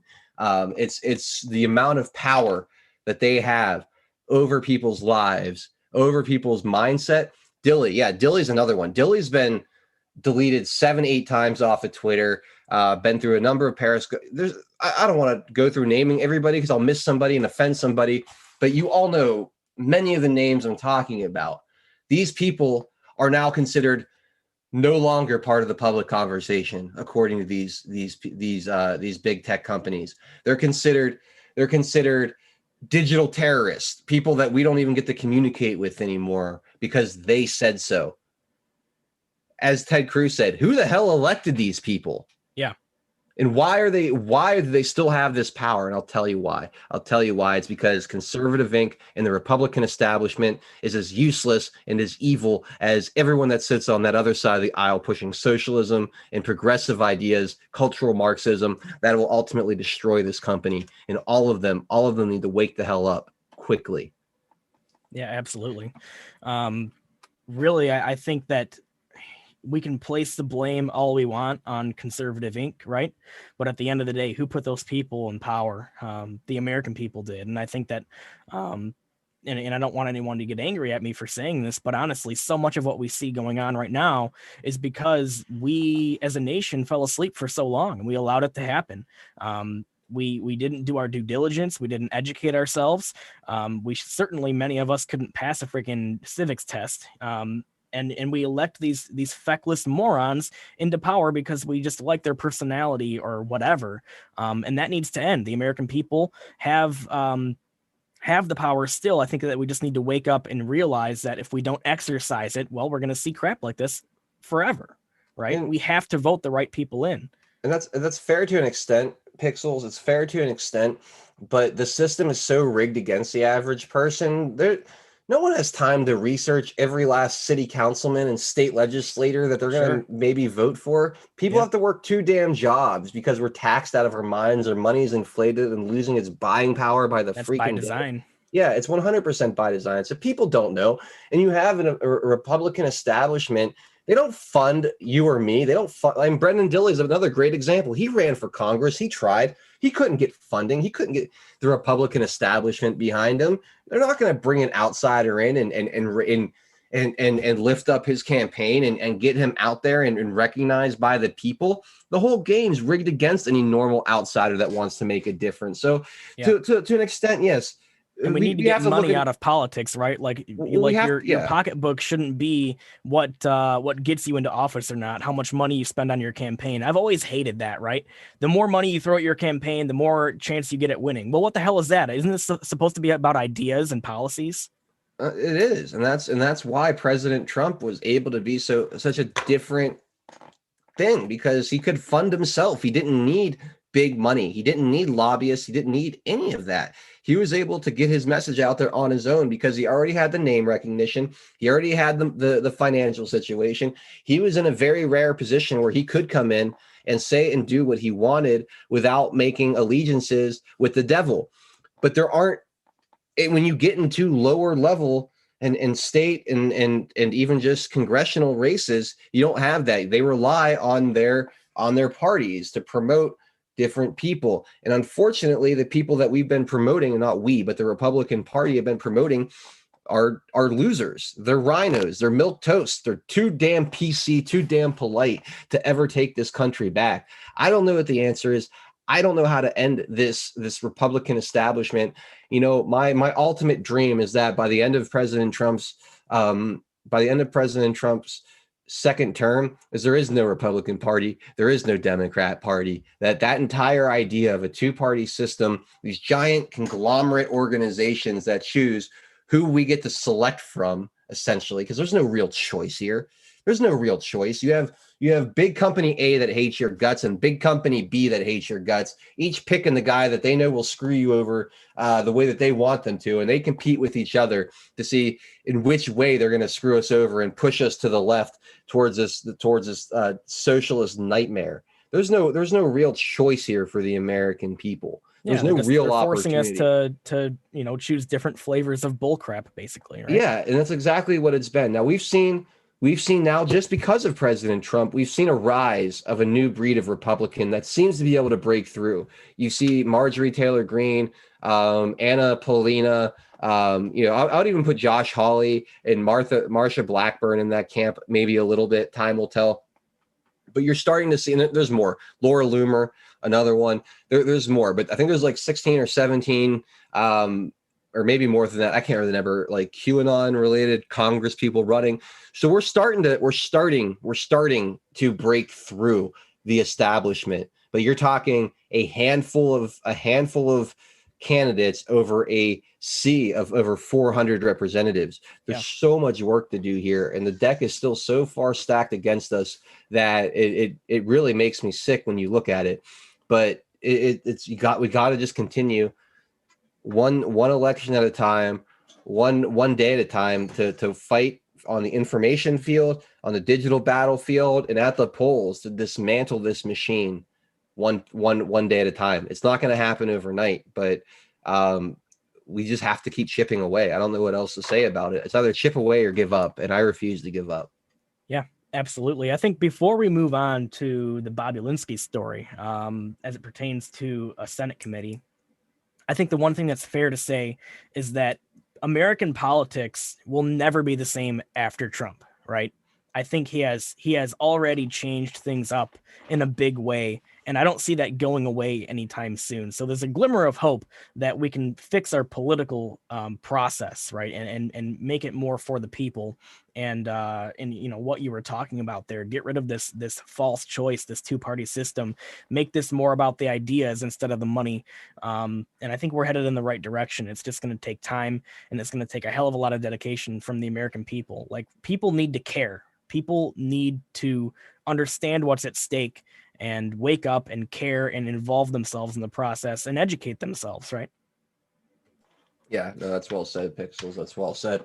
Yeah, I don't have anything else to say about it. It's a system rigged against us, rigged against you and I. It seems to be coming apart. I think President Trump has ultimately been a giant wrecking ball and a great revealer. But there's a lot of work left, and you can't sit back and pretend President Trump is gonna fix all your problems. We all have a personal responsibility in this as well.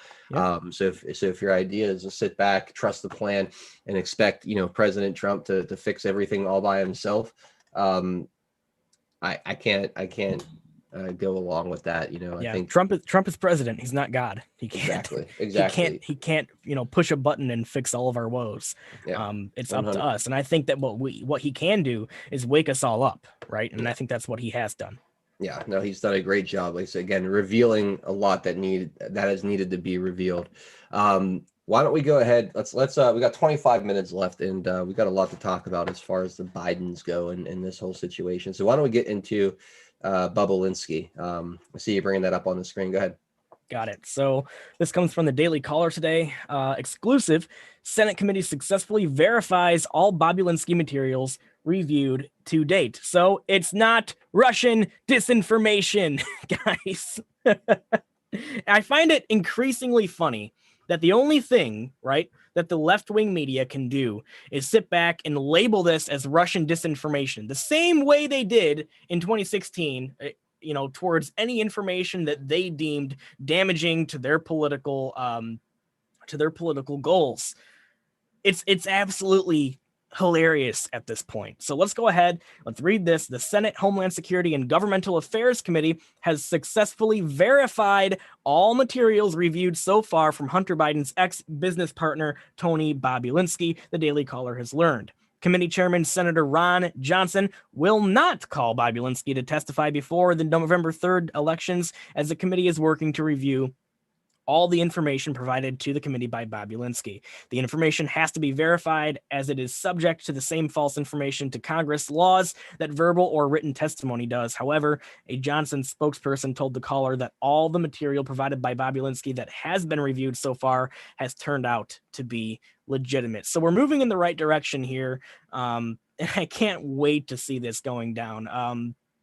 I think I forgot who said this to Bobulinski, but apparently there was some phone call that was recorded, leaked, or voicemail or something like that, and they said to Bobulinski, "Dude, you're gonna bury all of us, man. What are you doing?"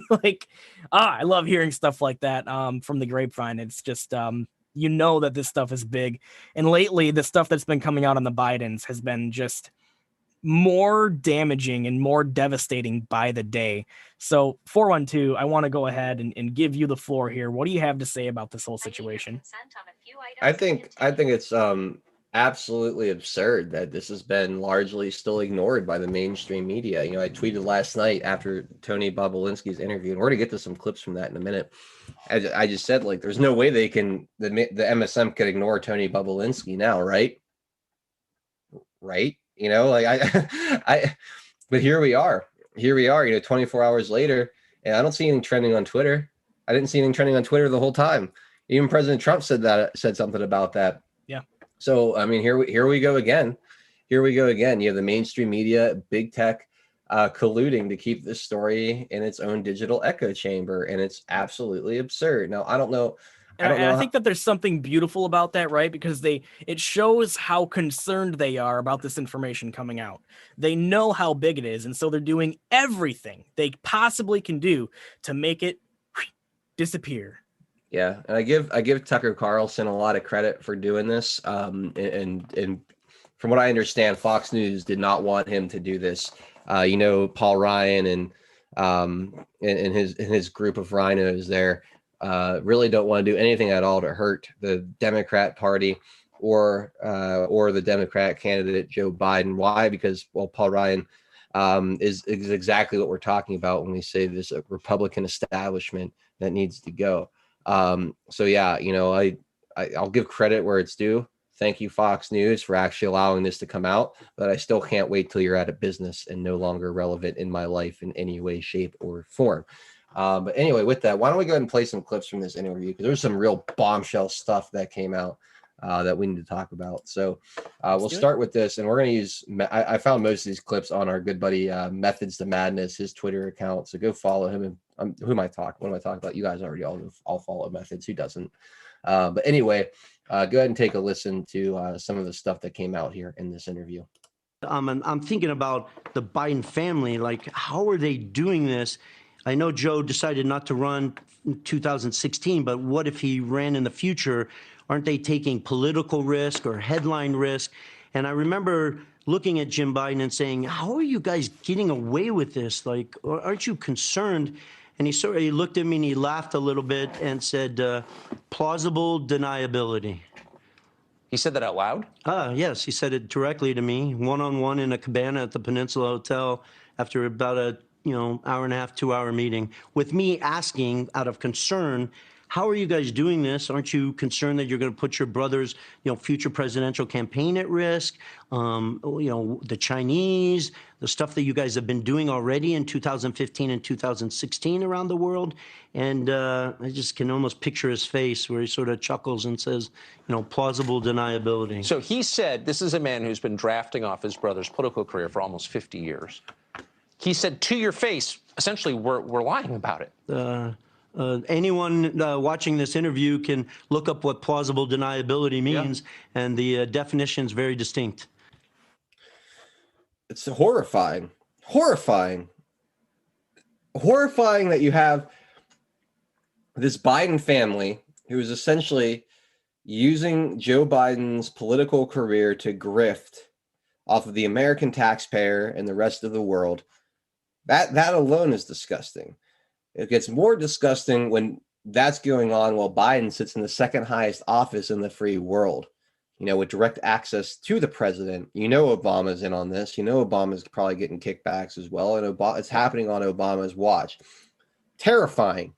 Absolutely terrifying. Again, these people are hired by you, paid by you, elected by you to represent your interests, not go and peddle influence around the world. And the most horrifying part of all of this, again, is the mainstream media doesn't seem to have a damn bit of interest in this story. Go ahead, Pixels. No, I think you're absolutely right. And the fact that, we're hearing reports about them laughing and chuckling about it, right? Like it's no big deal. Yeah. They're in office, right? Like you said, to represent our interests. And instead they go into office and they represent only their own interests. And they use that office to enrich themselves and, American foreign policy and national security be damned. Yeah, no, it's again, terrifying. Here, well, we got more. Here's another clip. Take a listen to this. sort of positioned behind a column so people couldn't see us, to have a discussion about his family and my family and business at a very high level, where Jim Biden sat and Hunter Biden participated in. I'm irrelevant in the story. They weren't raising money from me. There was no other reason for me to be in that bar meeting Joe Biden than to discuss what I was doing with his family's name in the Chinese CFC. And this is a company with direct connections to the Communist government of China. So the former vice president has said he had no knowledge whatsoever of his son's business dealings and was not involved in them at all. But this sounds like direct involvement in them. Yeah, that's a blatant lie. When he states that, that is a blatant lie. Obviously, the world's aware that I attended the debate last Thursday. And in that debate, he made a specific statement around questions around this from the president. And I'll be honest with you, I almost stood up and screamed liar and walked out because I was shocked that after 4 days or 5 days that they prepped for this, that the Biden family is taking that position to the world. And once again, I'm irrelevant in this discussion. I just was brought in to run this company and have been exposed to all of this fact. And I believe the American people should see this fact. I would have much preferred the Biden family go on record and define these facts for the American people and the globe versus me sitting here having a discussion with you on it. So Joe Biden has not denied meeting with you in Los Angeles, correct? Sort of. Yeah, so there you have it again. I mean, he says he's shocked that this is the position they're taking. In a way, I kind of am too, with how much evidence is out there that they're just going with a flat out denial. But that just means to me that it's so bad that they don't even want to talk about it. They want to just say, nope, it's not true, and move on to the next topic as quickly as possible. But thankfully for Tony Bobulinski, that's not really going to be an option. They're going to have to face the music on this at some point here soon. See, I don't even know if they ever will own up to this and admit to this, right? But I don't think that matters. I don't think what they say matters anymore. People can clearly see what's happening here. And actually, the fact that this is being shut out of social media and ignored by at large by the mainstream media, why? I think that there's a Streisand effect happening right here, right? Where people understand that when there's so much effort to bury this and to make it go away, they understand it's important, and they understand it's something they need to know before they go and vote. I mean, you know, after this stuff started coming out, you saw the Google search trends for, how do I change my vote, or can I change my vote? It like exploded. And that's because people understand that this is huge, and it doesn't even matter what the Bidens say about it anymore. It doesn't matter if they admit it. It doesn't matter if they deny it. And I think that it's really beautiful when a corrupt politician gets caught in such a spectacular lie such as this, right? It is just a beautiful moment because everyone understands now. Even people on the left, they're not buying the BS for the most part. No, they're not. And people on the left, they're either probably going to sit home on election day.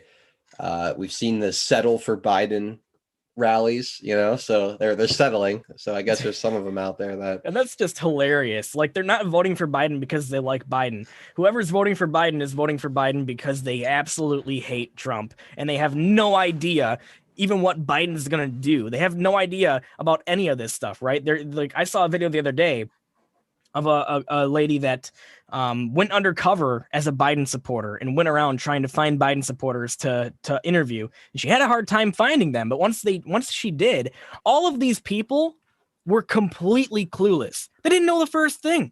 They didn't even know what the hell the issues are at the moment. They're like, well, I hate Trump and he says racist things, and so I'm voting for Biden. And that's it. That's all they know. It's like these people are completely clueless. It's hilarious. It is hilarious, and it's so true. It's most of those people are just following a narrative that's been laid out in front of them by these propaganda machines. They mindlessly consume this hatred, and then I start to identify with it. So it's like the TV says Orange Man bad. I like hating something. That feels good to damn the man, screw authority, and it's like it Yeah. builds up, and it's so pathetic and sad. And I And know they think they call themselves the resistance when the entire establishment is behind their movement. And I know it is, because I used to almost fall into this a little bit myself, thinking everyone in a position of authority is bad or evil in some way. I used to be against the whole system myself. I consider myself an anarchist for a long time, not anarchist like they say with Antifa, how they misuse that word, but I hate government. I hate the state. I don't want it in my life. And at all, I don't see a point to government. I think that's at the foundation of conservatism, right? Limited government, because we understand the bigger it gets, the more corrupt and more controlling it gets, right? Right. So I've negotiated my beliefs down to, all right, I constitutionalist, I can live with that, very basic rights that are to be secured by government, and that's their only rule. But yeah, no. So, I understand how somebody can be driven to that level, but the amount of ignorance that a lot of these people display, they have no idea. Like, I'd love to go through the issues with a lot of these people one by one, right? Like, how do you want to be taxed more or less? Yeah. Do you believe in the right to life? Do you believe in the right to own and protect yourself with a firearm? Do you agree with free speech? And go through these topics one by one and just see where they actually line up, because I have a sneaking suspicion that if you sat down with some of these people and went through the issues with them one at a time, you'd be like, all right, well, of the 10 issues that we talked about, you agree with Trump on 6 or 7 of them, and Joe Biden on the ones that you agree with Trump would absolutely decimate, your personal agenda or where you'd like to see this country go. And they just don't take the time to think about that. They only think of the cult of personality. I don't like this man. Forget what he represents. Forget what he's going to do for me.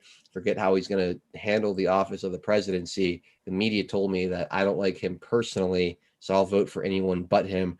Yep. It doesn't even matter. And it's childish. It's like kindergarten level thinking. It's infantile. It really is. It's but unfortunately, that's what the media and the machine has done to many in this country, is turn them into just little infants. Who do I hate? Who don't we like? Give me a bad guy, and then I'll spend the rest of my life, freaking out about everything this person says or does, regardless of whether or not it's for my benefit.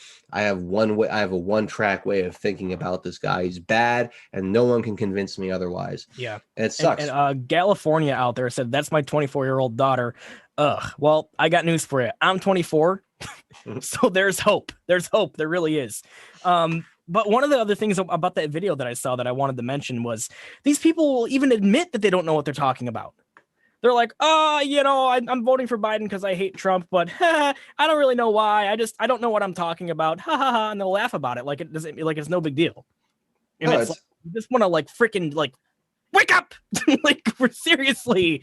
And that's always what it comes down to. I don't have the time to watch as much as you do, or I don't have the time to focus as much as you do. I just don't like them. I can't vote for them. I just don't like them. And again, it's infantile. It's absolutely infantile. But again, it's this cult of personality.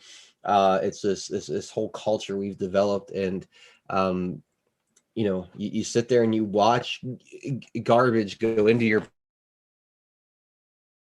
brain for so long. Working with data, there's a very simple concept when you work with data systems. And if you put garbage data into a system, when you go to pull it out, guess what it's going to be, Pixels? Garbage in, garbage out. It's a oldest saying in my profession and in my matrix life. And that's what these people are. It's garbage in, and eventually they lose anything of themselves in there. They lose any ability to think or reason. And then everything that comes from that point forward is garbage out, garbage in, garbage out. And I wish it wasn't such a simple concept, but I don't know how else to look at it, because that's what I see. You sit there and you stare at that bullshit for long enough, and you just start spewing bullshit, and you just stop thinking. You just start repeating, and you get an echo chamber that way. And it sucks. It sucks that that's where it is, because I have people very close to me in my life who I put in that category, unfortunately. Yeah, absolutely. So we've got 8 minutes left and 2 more stories that I want to go ahead and get to, both of which come from the Gateway Pundit. So let's go ahead and knock these out here. Breaking exclusive: Hunter Biden, pictures of himself disrobed and exposed with a certain minor in the room. Joe Biden is lying. And it also says, we spoke with our attorney on the explosive nature of this post and delayed its publication. There are more photos of the certain minor in question, but we decided not to include them in this report due to legal concerns. So that means the pictures are probably, child porn, right? Why else would they not be able to post them? So I'm not going to really read this, but it is really disturbing. And here's the picture down here of Hunter Biden pretty much nude with a minor in the same room as him. So it's just and there's talks of who this minor should be or could be, but I'm not gonna identify the minor. I would hate to be right, because that person deserves to have the privacy and not to have this kind of ruin their life. You know what I mean? I just, yeah, it's so sad and disgusting, the stuff that goes on in this family. It's so dysfunctional and just wrong. And I can only imagine what these kids have been through, because they don't have a choice. They were born into this crap, right? Yeah. So it's just, God, you got to pray for those kids, man. It's awful. It's terrifying, really. It's terrifying, again, that you have something as evil and disgusting and just awful as pedophilia, human trafficking, whatever this is going on here. You have it dead to rights, smoking gun evidence, and you can't find a single, I don't want to say those 2 words, but you can't find a single damn mainstream media outlet willing to go out there and protect these kids, willing to go out there and expose these monsters and get them the hell off the street. Yep. It's what the hell is going on here? This isn't conjecture. This isn't some vague riddle on an image board out there on the internet, as they would call it. No, this is smoking gun evidence of pedophilia, of child abuse by people with all the power in the world, power, money, and influence to change the way we live our lives. Here they are running around abusing little kids. You have clear evidence of it. Kids who are in their family too. It's unthinkable. And you can't get a single mainstream media outlet to step up and say, no, this is wrong. You know, regardless of where we stand politically, regardless of where the election is, what we have here is child abuse, and it's wrong. It needs to be covered. No, it's disgusting. It makes me sick to my stomach. These people, the people committing this shit obviously need to be put away. But these people in the media who refuse to cover it, refuse to expose it to the American people, who continue to cover up for these horrible actions. They're acting as if it's not even there. They're completely they need to be punished too. I don't know what the exact answer is, but to actively sit there and try to deflect and cover up from these crimes while this guy is running for president, while he's running for the highest office in all of the land, there's got to be some kind of criminal statute that comes into place here. And there was also a story from I think it was, I can't remember who broke this. I think it was Patrick Howley on the National File. He obtained the diary. The diary of one of Biden's daughters, and in it claims that she had showers when she was a child with Joe Biden. And this is the man who's running inappropriate showers. She wrote. Yeah. Well, how could it not be inappropriate, right? Showering with your dad as a child. Who sees something like that and says like, oh, that's not, there's nothing weird about that, right? But this is the man who's running for president of the United States. It's freaking insane. It's unthinkable. Like, where in this timeline are we, right? And like you said, the mainstream media continues to cover it up, act like it's not even there. Oh, la la la la la la la la la. The worse it gets, the more like they will do that. And it's so frustrating. We have 3 minutes left and one more story to go ahead and cover. And then we've got an awesome guest who I'm so happy he's here, honestly, because he gave us all the laugh of a lifetime that we needed in a hard time. So let's go ahead. We'll get through this one more story on the Gateway Pundit, and then we'll welcome the guest. And I think Soko's hopping on too. Yeah, I'm here. So from the Gateway Pundit, hi Soko, love ya. Hunter Biden email reveals wiring instructions for spy chief of China, Patrick Ho, #laptop from hell. And it is turning out to be quite the laptop from hell. A new tranche of emails released from Hunter Biden's laptop from hell show Joe Biden's slimy grifter brother Jim providing wire instructions to Patrick Ho, the spy chief of China. And that was in the words of Hunter Biden from the audio that was released yesterday.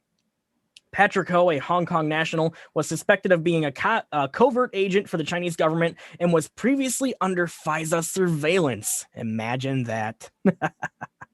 Ho was charged with money laundering in connection with CEFC contracts in Africa in 2017, according to court documents. Recall in an audio recording released by the National Pulse on Tuesday, Hunter Biden is heard describing Patrick Ho as his business partner and the effing spy chief of China. So the effing spy chief of China, they're getting wire transfers from, well, Hunter Biden and their business partners. Corruption, anybody? I don't even know what else to say to it. I mean, it's grifting. It's selling out the American taxpayer to foreign special interests, peddling influence at the highest levels of government. I'm glad it's being exposed, but I mean, if you guys out there listening think that Joe Biden and his family are the only family in Washington, D.C. behaving like this, you got another thing coming. This is just the start. This is going to extend all throughout both political parties. I think you're going to see, if there's any justice in this world, you're going to see a forest fire through Congress over the next 4 years. And we should have a whole lot of new cast of characters coming into Washington, D.C., if there's any justice in this world. Because just based off of what we've seen so far, we've already learned that much of the Democrat leadership is tied up in this. And I imagine there's quite a few Republicans too that have been sitting around Washington for a long time, in the background, getting their kickbacks as well. So stay tuned. We're just now scratching the surface of all this. Why it took till, a week before the election to get to this point, I don't know. But, if President Trump, and I do believe he will win a second term, I think you're going to see a lot of this stuff start to come out in short order. I don't think it's going to be another slow drip, drip, drip for another 4 years. I think you're going to see the hammer truly drop, and a lot of this stuff is going to come out, and we'll see. It's going to get absolutely crazy after the election. That's my official stance now. For a long time, I held out, right? I thought some of this stuff was going to happen before the election. But I see the writing on the wall now, and I think that after this election, when optics go from meaning everything to meaning nothing in a matter of one day, you're going to see President Trump go absolutely ballistic on these people, and I cannot freaking wait. But with that, I think that's the end of our show here, the end of our time. If you enjoyed the New Guard, please hit that thumbs up and share this stream with your friends and family, so on and so forth. And we have a guest coming on here with Soko, and I think 412 and I are going to hang around for just a bit as well. So Soko, how's it going? I'm doing great. We had to bring on Sideshow Bob. I mean, I don't think he understands how much we have jammed, even in 412's channel, to that freaking song. But there is a story behind me and Sideshow Bob. Actually, it's before his cocaine in the Ukraine. Well, I've played that cocaine in the Ukraine song almost every day on my show since you dropped it, man. That thing is absolute fire. Sorry to interrupt you, Soko. No, it's all right.